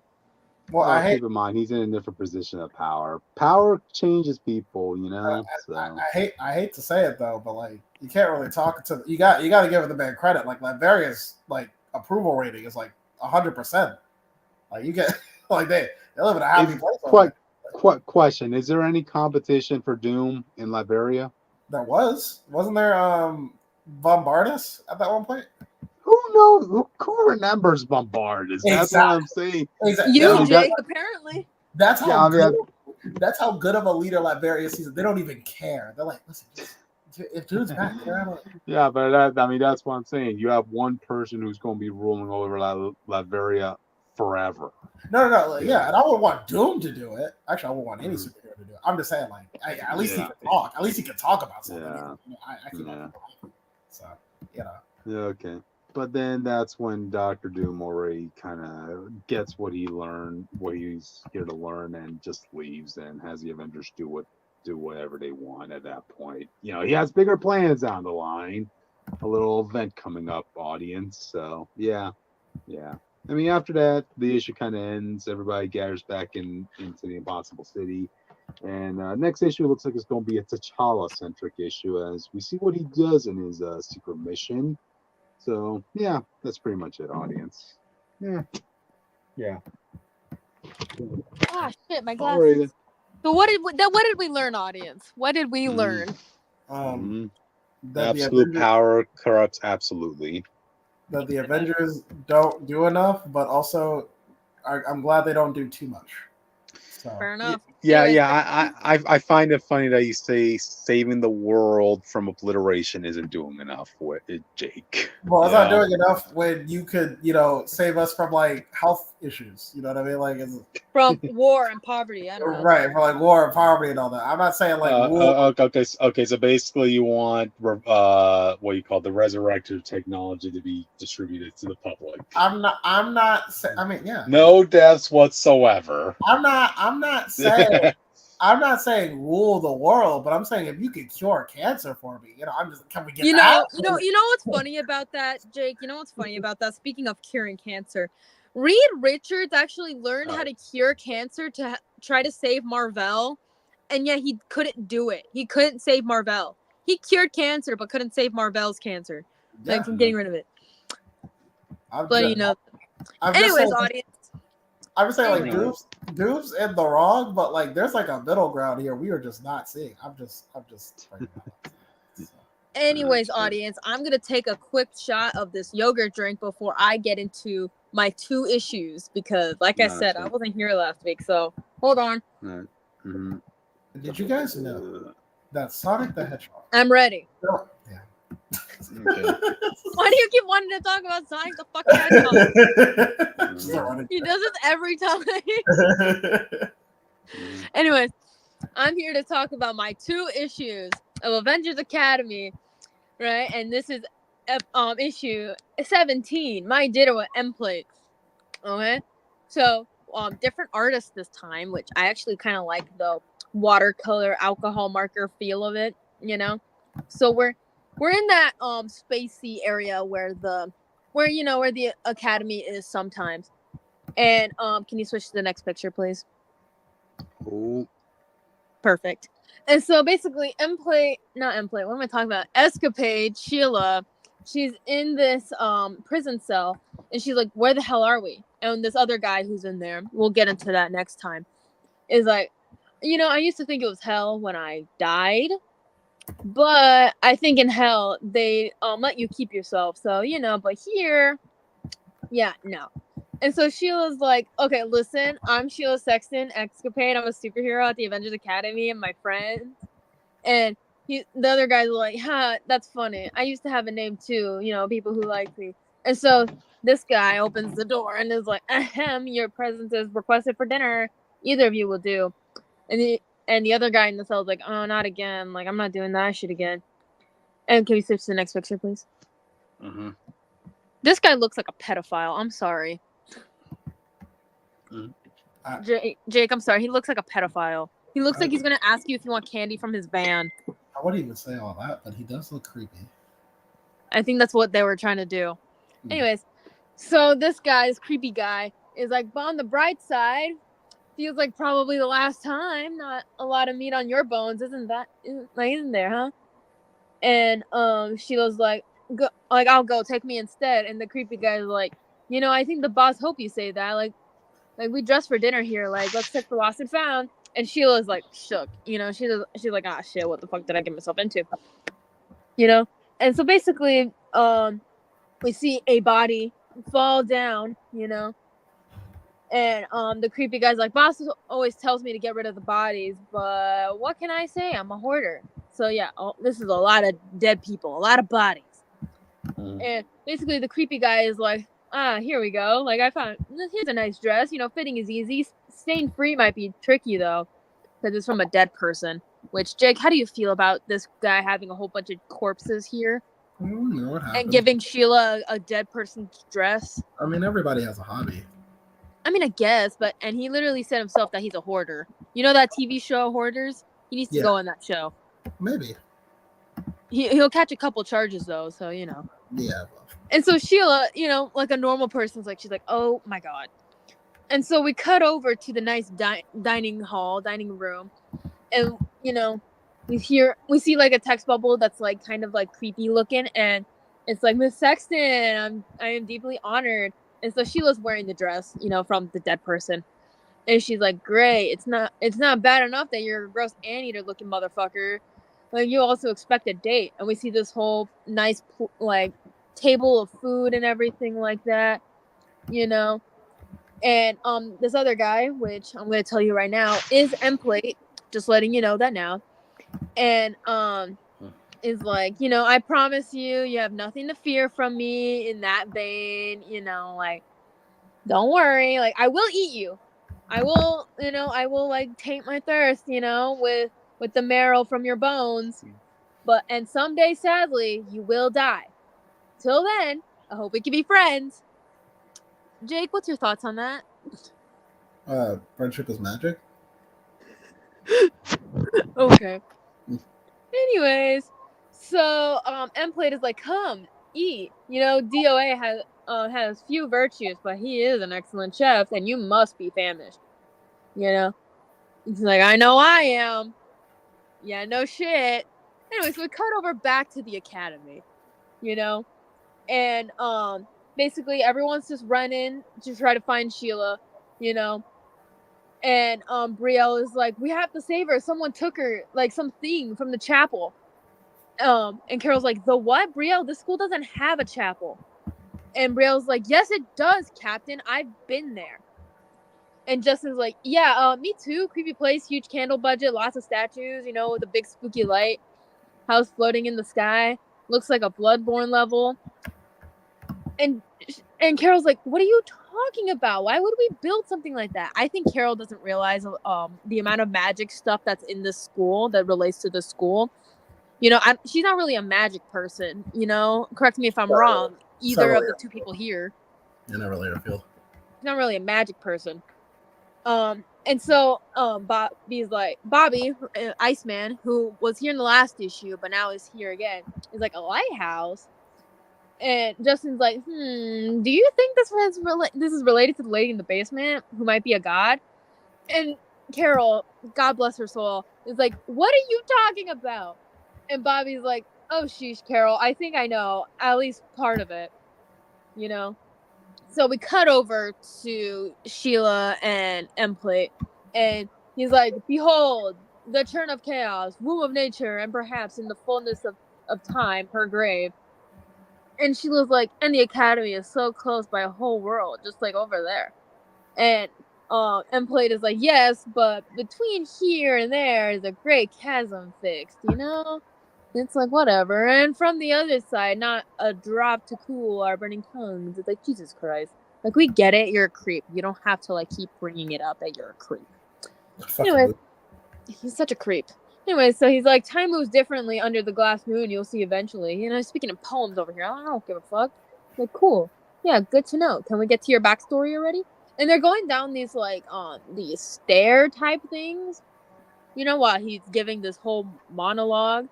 How about time works differently here, and then by the time that she gets back, maybe all of her friends have been dead for decades, But then again, they may yet come at last and pluck you from your bullshit. Part of me even wants that for you. Can you switch to the next picture, please? Thank you. I told you he's being a creep. He's being a creepazoid. Anyways, so he's like, and hopes there is still something for you to find of them.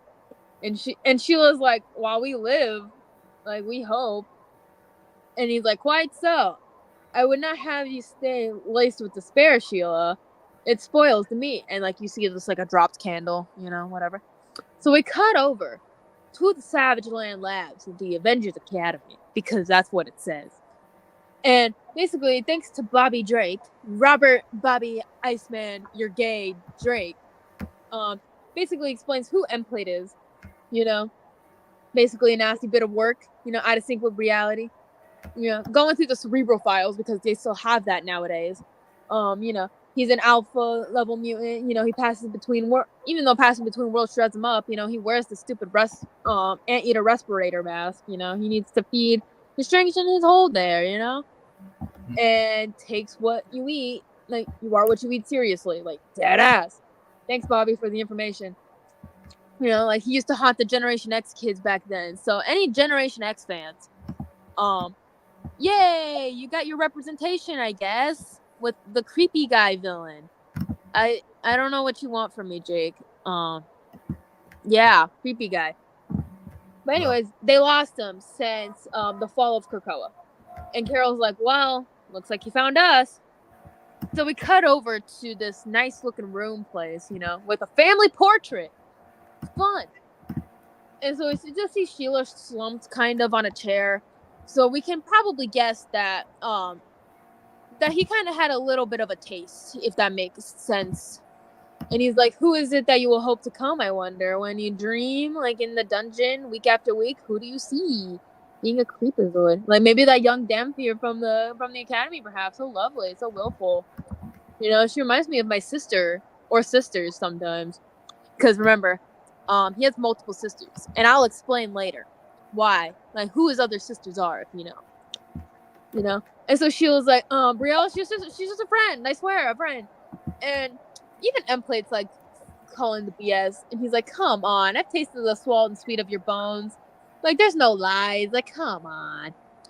You know, like, I know it's like, you know, it's all good. I get to have your life ruined by strange desires. And Sheila's like, what possibly do you know about that? And he's like, well, let me get into my whole backstory. Because now we have to get into his backstory. So fun fact, his name is Marius St. Croix. If you recognize that last name, you will learn that he is the brother of Monet St. Croix, also known as Penance. Fun fact, to any of my Penance fans out there, Slay, we love you. We love to have you here. Anyways, so he's like, yeah, my name is Marius St. Croix. You know, I was the eldest heir to the fortunes and power few can dream of, you know. He's over here, he's just like being kind of hot, you know, he's being pretty hot, just lounging in a chair, reading his book, you know, with his nice gold watch, while his little sisters are running around, playing around, you know, as you do. Just vibing. You know, he's like, kisses like the sun opening on my lips when I had lips. Like, I don't give a fuck if you have lips now or then. You're still a fucking creepazoid. But then anyway, mutant power manifest. And he starts a little bit crusty. Some chapstick on, you know, maybe that will solve your problems. That's just me personally. Honestly, Jake, how are you feeling about that? Maybe you should get some chapstick. You know what? You can go to the store and get some. So yeah, you can also figure out how to deal with the weird hand mouth things, you know. I don't, you know, maybe that will help too. But don't worry, his mom found him and she was a little bit shook, you know. She would have told his dad, you know, disinherited me and all that other stuff, you know. She could have ruined everything. And then guess what he does? Guess what he does, Jake? What does he do? You want to guess? I'm not gonna guess. I have no idea. Well, he eats her. Oh, I was not gonna guess. Nom. He's like, when I ate my mother, it tasted like campfire marshmallows pulled too late from the fire. Like, I miss her, of course, but she had to die. Like, you'll understand. And Sheila is like, he's insane. He's a monster. Like, you're a monster, man. And I mean, he's a monster. And so this is when she's back in the cell. And the other guy in there, who I'll get into later, is like, yeah, but he's lonely. Keep him talking. It's the only way to survive. Like, it's not just our powers he wants. He wants a friend, you know, someone to hang out with. You know, that's what he did for years for me. You know, I think someone loved me once, but he ate it. He ate it all because he is a creepazoid. And basically this guy's like, please, let me go to him. Like, trust me, I don't want you to suffer. You know, like, don't die for me. And Sheila's like, but I'm Escapade. I take people's place as best I can. That's what I do. You know? And so basically the academy is pulling up, you know? And like I said, Carol doesn't understand a whole bunch of magic stuff because that's not her thing. You know, magic is not her thing. It was never really her thing. She's a cosmic hero for a reason. Not all these heroes merge. So basically, Carol's like, okay, one thing is clear. This is a magic thing. Closest thing we got to that is Justin. And Hello?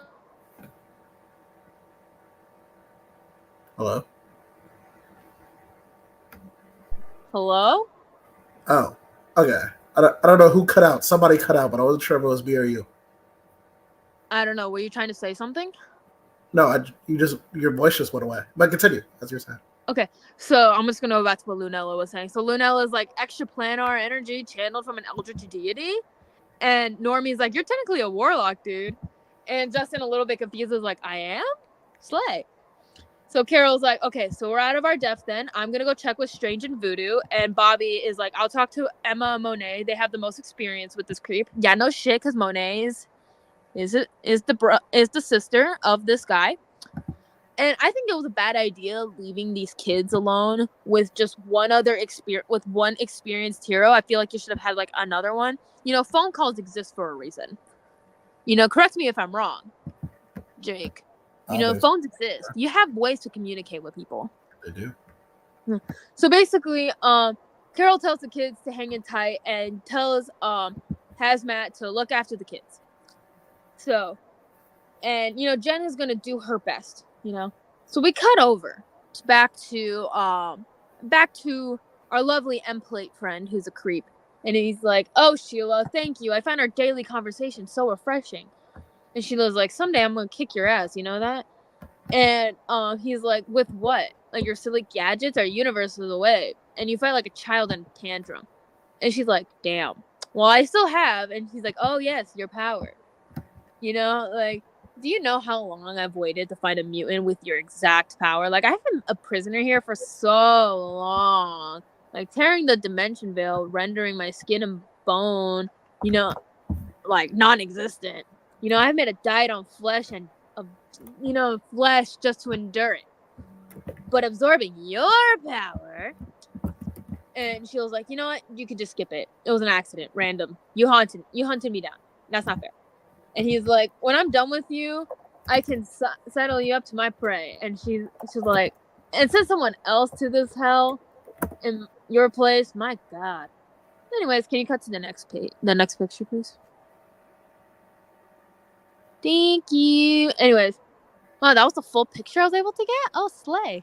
Anyways, so he's like, my flesh already mends. Years of torn skin and searing pain fall away. You are a gift to me, Sheila. A breath of fresh air. A gift I will treasure, cherish, and let linger on my tongue when we see him without the respirator mask. It's like, come on. Someone will still hit that, but no one wants to hit that if you're being a creepazoid. Like, no one wants that. And we basically see him using his weird hand, tongue, mouth thing to basically control Sheila, in a way. We're not 100% sure at this point in time. And so Brielle is ready to go on the hunt, and she's like, "Listen, little buddy, Sheila's in danger. A monster has her. As Guardian Magic Stick, this thing hurt him. So it can find him, but I need your help. I need you to stop pretending to be a cat for just a second. So, and take me there." So the cat finally does something besides being a cat. Thoughts on that, Jake? Hooray for Catkind, I guess. For Magic Cat, yeah. And so basically we see Hazmat Jen from the Threshold, and she's like, "Do you know how many times they told us to stay put when I was a student? Like, and do you know what we did right away when they turned their backs?" And Brielle's like, "You can't stop me." And Jen is like, "Yeah, I know, but I can come with you." And so we see M-Plate and Sheila looking at the school, and is like, "There, it is done." Can you cut to the next picture, please? Thank you. And he's like, "It's time, I think, to expand our horizons and broaden our palette." While he's just holding Sheila, this like kind of like dazed out, because it's like, yeah, why not? Anyways, you can cut to the next cover. Next cover. That's Iron Man. Thank you. Yeah, we're not talking about Iron Man right now. He's not here. Sorry, Cryptid. Sorry, Cryptid. Iron Man's not here. Austin's not here to talk about it. Anyways, so now we're here to talk about the next issue of Marvel Voices Avengers Academy, issue 18. Whatever walked here. I have Discord up right next to it just so I can remember which pictures show up. So we get more creepy visuals. And can you change to the next picture, please? Thank you. Anyway, so we see Brielle and Hazmat just kind of like looking through, like on the lighthouse, just looking through, and Jen is like, "Sheesh, that trip was harrowing. Yeah, that feels right, for hell." And Brielle's like, "I think it's more of a dimensional gutter of space between worlds. So more like purgatory," Jen says. And Brielle's like, "I don't know. I'm not I'm not like anything crazy about that, Like, isn't that important? Is that important or whatever? And so Brielle also is like, all I know is my stake hurt and played before, and it's an Asgardian magic, so it means I can find him again, which I guess is why we're here, across the threshold. Thanks for the lift, Walpurgis, That's the name of the cat, if you're wondering, Walpurgis. So fun. And Jen is like, wherever we are, Bloodline, it's big. And it is big. And we see like a kind of a look of this place. We see this mysterious figure with glowing red eyeballs. And so Brielle's like, we don't have time to dungeon crawl. And so Jen is like, okay, we split up. You go up, I go down. Back in 5 to catch the cat buzz home. And Brielle's like, what if we're too late, Jen? Like, what if? And she's like, hey kid, bad guy layer, no time for panic. Find escapade and avoid monsters. Got it? Cool. And so basically we see DOA, who is Emplate's henchman, being like, too late for that, I guess. Though, if they're looking for the boss, they just missed him. Isn't that funny? And we see Escapade, who is currently under Emplate's control, being like, it's her.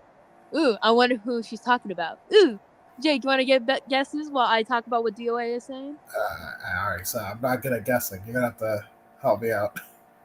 Well, we'll get there. Anyways, so DOA is like, it is, isn't it? Fine, you take the high road, I'll take the low. And the devil takes the most, Anyway, so we cut over to Emplate. Like,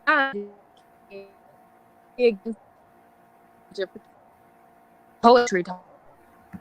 With long, like, link,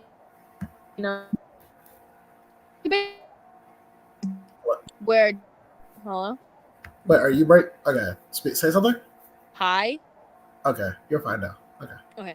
So basically, Emplate shows up, finds the boys' dorm where Justin is sleeping. Aaron's not in there for some reason, but we'll get to that later.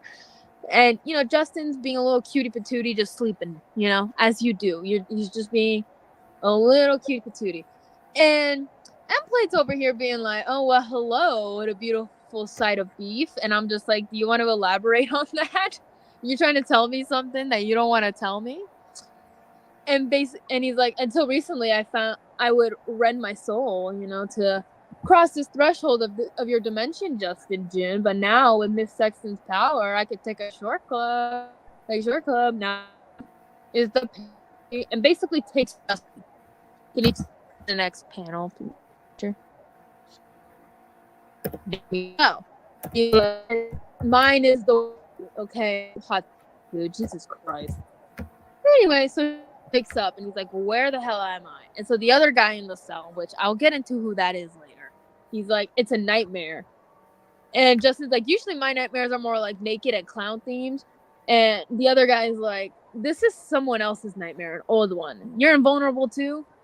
And Justin's like, yeah. And the other guy's like, that makes sense. He stocks his larder with us, the unbreakable till we break. And Justin does the same thing that Sheila did and basically is like, hey, don't worry. I'm Kid Juggernaut, with the Avengers Academy. I'll get us out of here. And, like, this other guy is, like, so over it. He starts, like, to shed a tear. And he's like, yeah, that's what we all say. That's what she said before he ate her up. He's, like, so annoyed. Anyways, can you cut to the next panel, please? Yay! Anyways, so we see Sheila in front of this nice stained glass window thing. And she was like, Brielle, you came. Like, how dare you come to me now when I am like this? And we see Brielle just ready to go off, if she has to fight her future girlfriend, so what? It happens. And Brielle is like, Sheila, it's only been minutes. And she was like, for you, but for me, it's been time.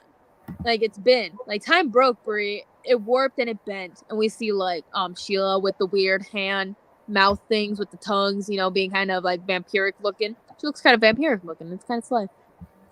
Anyway, so basically, Sheila attacks Brie and all that jazz, trying to, like, and then, it's not fun when you have to fight with your girlfriend who's being controlled by a creepy guy.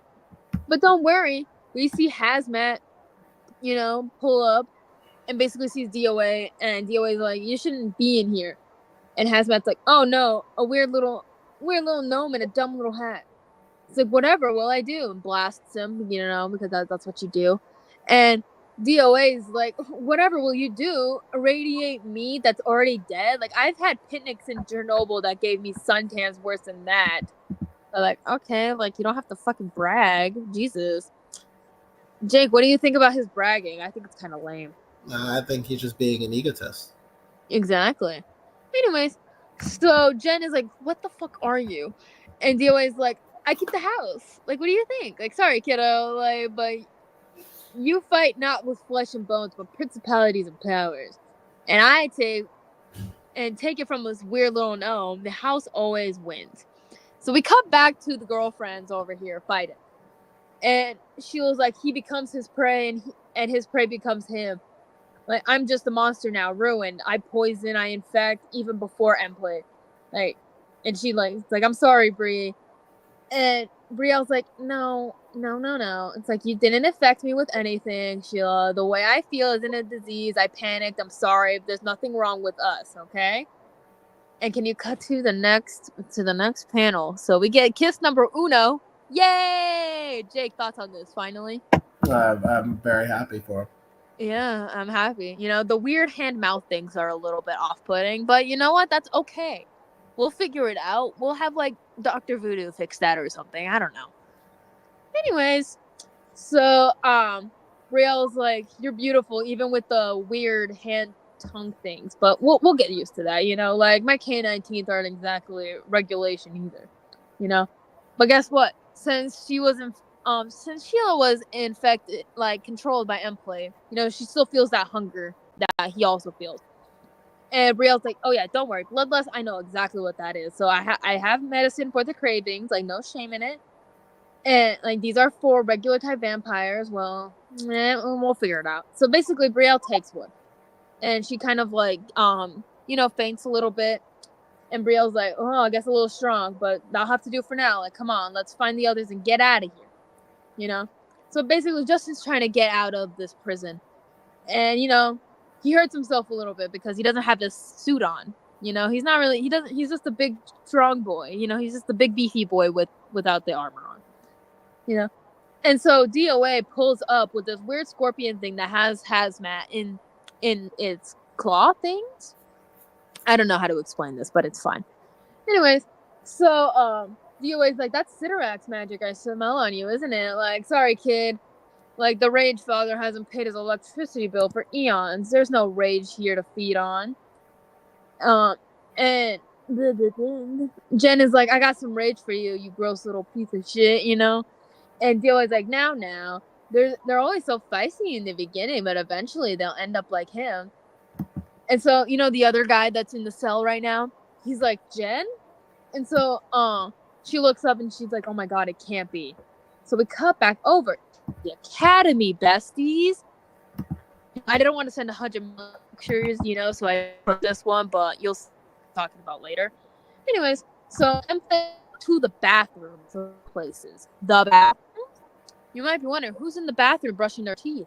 But so I'm like, oh dear, slipped under the field, didn't I?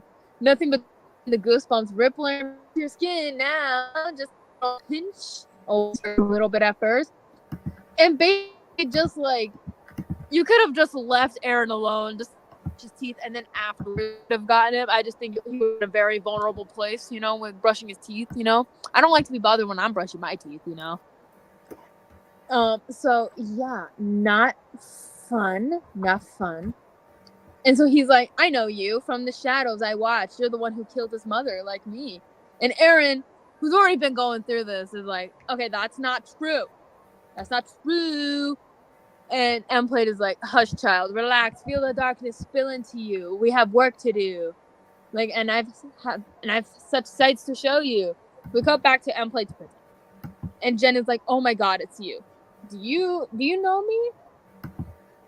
And the other guy's like, is that, no, like, you can't be here. You must be a spirit. And basically Jen holds this guy's head in her hands, face in her hands. And he's like, when did you die? And she's like, I'm not dead. You're not dead either, Ken. And he's like, yeah, my name's Ken Mack. I was Metal. And can you switch to the next picture, por favor? So fun fact to all my OG Avengers Academy fans, Metal has been alive-ish in M-Plate's prison. Yay! He's okay. They get a little kiss. Kiss number 2. Jake, thoughts on this? I'm cool. I'm happy for him. I'm also happy for them. And so she's like, oh my god, you have hair again. And lips. Got a toothbrush, though. And he's like, whoops. And, they're having a cute little moment. Because, like, she literally saw him die, if I can remember, from the first Avengers Academy run. I don't know if Cryptid has read it or if Austin's read it, but correct me if I'm wrong. She saw him die. That's all I remember. Anyway, so DOA is being annoying again, and he's like, invulnerability is M-Plate's favorite flavor, Boss bought the hunk cheap from a dude named Arcade, who was selling kids wholesale, but he's just table scraps now. Like, I doubt. And so basically, Metal is like, oh, fuck you, and uses his powers. And can you switch to the next picture, por favor? Thank you. And Metal is like, guess I'm made of stronger stuff than you think, you sick fuck. And DOA is like, no fair. How come? Like, Justin's like, no fair. How can I do that? And Metal's like, I have something to live for again. And DOA is like, you will behave. You will obey. And guess what? Brielle's not having that shit because she pulls up and she cuts his head off. And she's like, does anyone else want to go home? Yes, I want to go home. Jake, do you want to go home? At some point, yeah. Yeah. And so basically, DOA is like, you rotten kids, and they all are working on leaving, And, we have some cute moments between Jen and Ken, who have, like, rhyming names. It's adorable, But don't worry. And so Justin's like, are we ready? And so Brielle's like, we're ready. Like, honestly, that was pretty easy. And so we see, we see Walper just getting ready. But guess what? Guess who we see? We see M-Plate pull up, And so switch to the next picture, please. I wanted to try to get this all into one picture so I can have it on here, but I have to do it in 2, though. So basically, we find out through this text bubble that M-Plate's like, I thought if something bad would happen, and we see a corrupted devil dinosaur and Moon Girl. And can you cut to the next picture, please? Last picture. Okay, and we see a corrupted Red Goblin and Aaron Fisher, Captain America, which I don't know why Aaron's not wearing pants.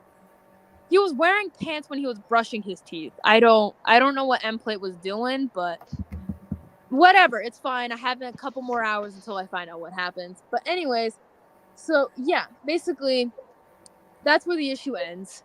So Jake, thoughts on these past 2 issues? Like I said, I think Avengers Academy is like a solid book. It's just not a book that I will personally read, but hey, props to the people who would read it. So yeah, and all the OG Avengers Academy stans would be happy, and also the Generation X people would be happy too. Yeah. So anyways, those are my 2 issues. If I decide to do this again at the week after next week, I might do that, but I might just talk about the next issue on Monday instead. So we'll see. I'll discuss with the guys about this, but that's where the issue ends.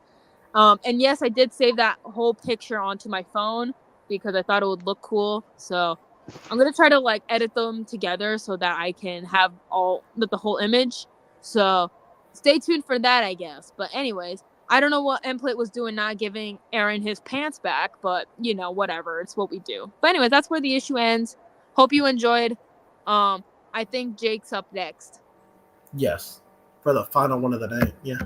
Fucking finally, all right? What? You guys hear Cryptid, me? that was so much. Yeah. But, Let's move on. Yeah. You guys hear me, right? Yeah, I hear you. Yeah, we can hear you.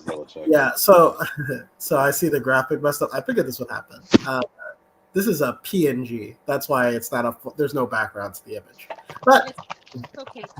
We get what you. We are continuing the montage arc, as I'm calling it, of Bionicle, the City of Legends.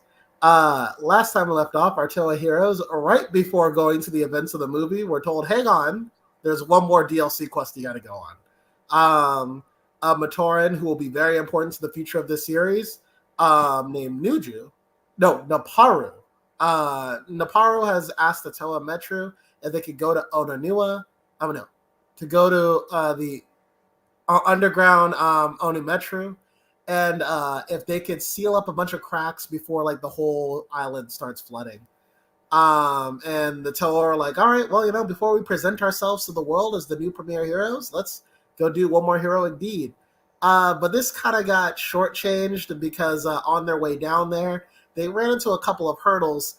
One in particular being a golden Rakshi. Only as they come to find out after nearly killing each other, they're not fighting a Rakshi, they're fighting a shapeshifter that could take any form at any time. So the back half of this story arc was actually really cool. This is going back to what I liked about like the Borg. Actually, it's kind of like the traditional Bionicle formula right now, where like the Toa are introduced to a villain, they struggle with it, and then they have this really epic climactic battle that becomes like metal as shit at the end. And so like when it comes to this villain, our shapeshifting villain is named Kraka. She is a Rakshi, and she is not she's not a Rakshi, she's just a shapeshifter. She's a Rahi. And she's not exactly like the worst villain ever. She just wants the Toa to leave. And the Toa don't want to like because she's defending her home. And the Toa don't really want to like intrude on their home, but they have to save, like they have to, plug the leak so they could save the island. And as they try to explain this to her, Crockett's just not listening. Crockett's just going insane. And I like how this draws a parallel to the Toa, where the Toa feel like, what? Well, it's only doing what we're doing. And maybe we could be like Crockett if we just let power get to our heads and became too insane with it. So it's a lesson for them. Another thing that's been a constant theme in this book that I'm noticing, that I'm really appreciating, is the idea of like, what does it take to be a hero?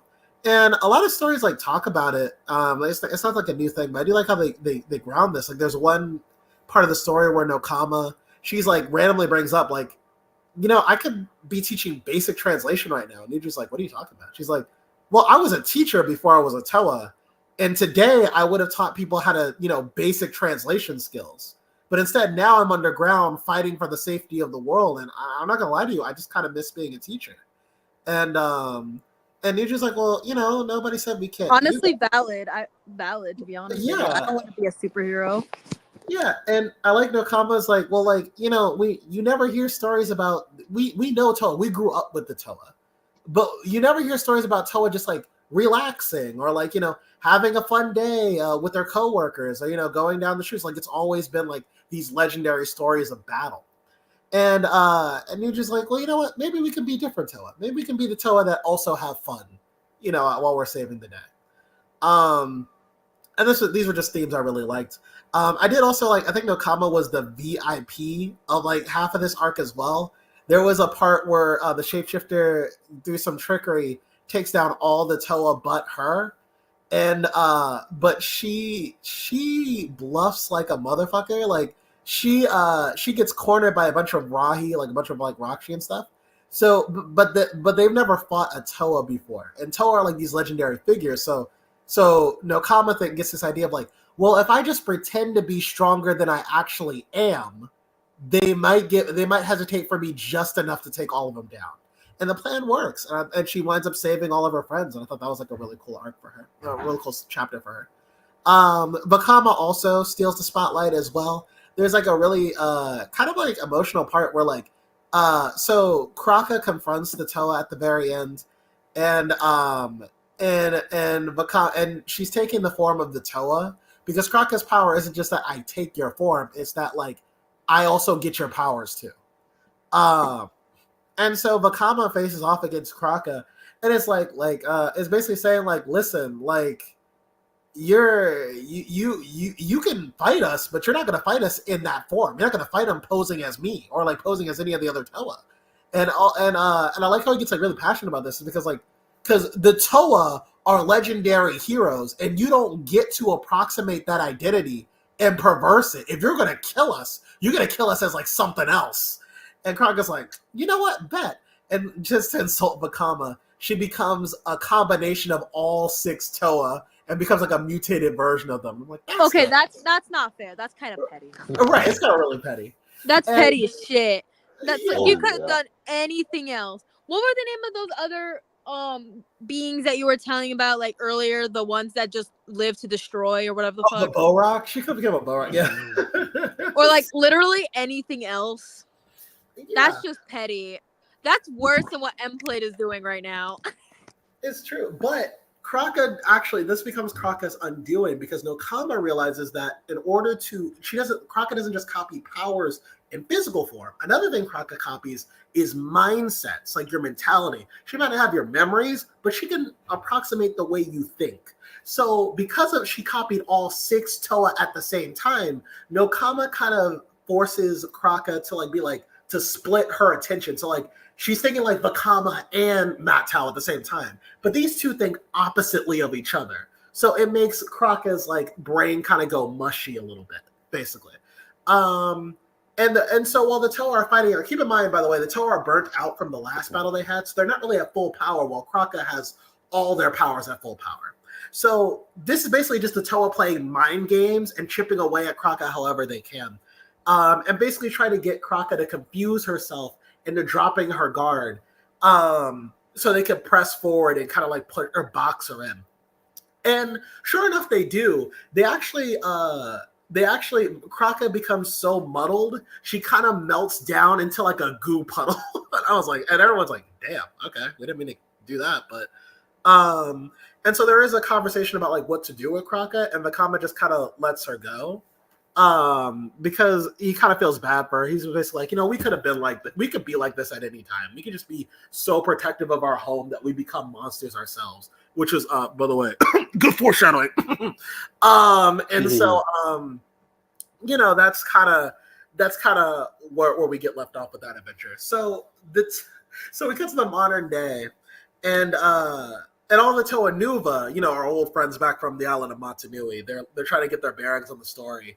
And Makama talks about how this adventure really taught the Toa Metru that like trust isn't something you just do blindly. You don't just trust people because like you see them, because when they're fighting the shapeshifter, a lot of what was happening was they would just trust whatever they saw instead of trusting like context clues or trusting their instincts. And it was when they started trusting their instincts that they wound up standing a better chance against Kraka, and that was the lesson they learned then. And but the Toa Nuva, much like me, were like, okay, well that's cool and all, but like, when are we going to talk about the movie though? When are we going to cut out the montage to get to the movie? And Vakama's like, okay, all right, shit. Fine.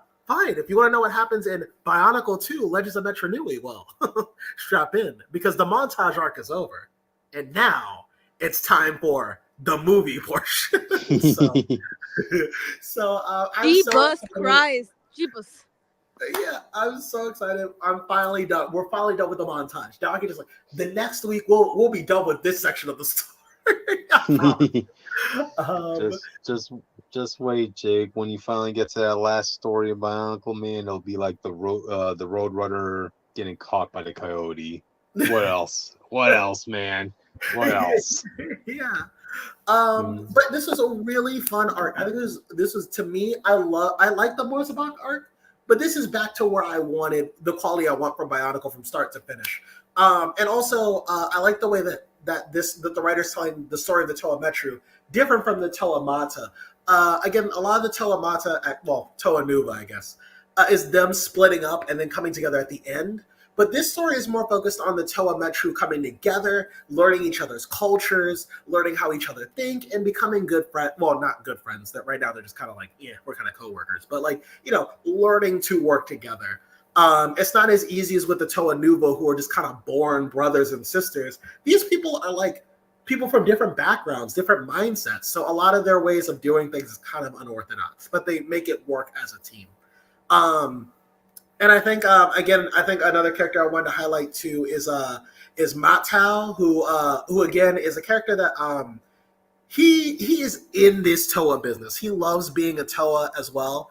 And because of his love of being Toa, he might be like the idiot on the team, but his love of being a Toa makes the other Toa realize, like, appreciate their positions that much more. Like, because of him, they're like, yeah, you know what? Maybe being a Toa is cooler than I thought. Maybe, like, it might be a lot of hard work, but it is cool to have these adventures that we might look back on one day and be like, yeah, those were fun times. So, yeah, like I said, the Toa Metro, really good stuff. I really enjoyed the Morzabak and this arc.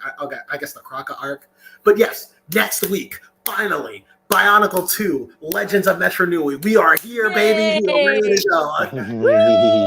We did it. So thank you guys. Proud of you, Jake. I'm proud of you. We're approaching the end game. We're going to the end game of the first part of the Toa Metro saga. I will We're just part one. Part one, because part two of the Toa Metro story is when things get like even crazier. I know that for a fact. I will say too, I will be reading the book version of the movie, but if whatever I don't finish by next week, I'm just gonna review the movie, and if I notice any changes along the way, I'll bring them up. But for the interest of getting through this overall story, I'm just gonna review the movie because it's quicker. But if things come up, I will notify the changes. So that's it. Cool. All right. So. All right. Well, I just want to ask this because I wanted to make this a thing every time we changed Toa teams. What did you guys think of these designs for the Toa? Let me get a good look. Damn. They look great for toys. Yes. I like the black and white guys. Yeah. They look cool. They look like the elite of the Bionicle. So Jake, I have to ask. So far, who's your favorite character?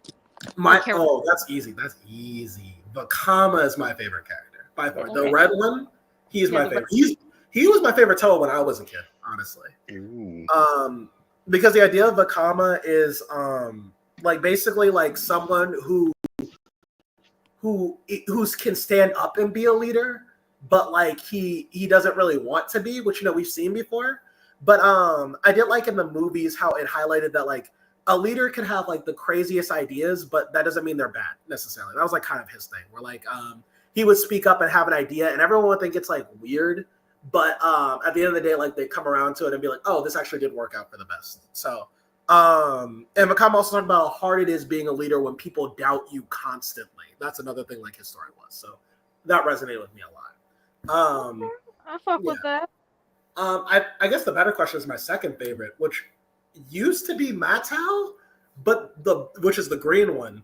But because of the books, I gotta say Anua, because he's just like a funny asshole. He's just an asshole. We love a funny asshole. We love asshole characters. Yeah, he's an asshole to mainly Vakama, but in the movie he doesn't get much to do. But in the book he has a lot more dialogue and he's a lot more fun to read. So, yeah, I really like him. So, there you go. I can go with that. Yeah.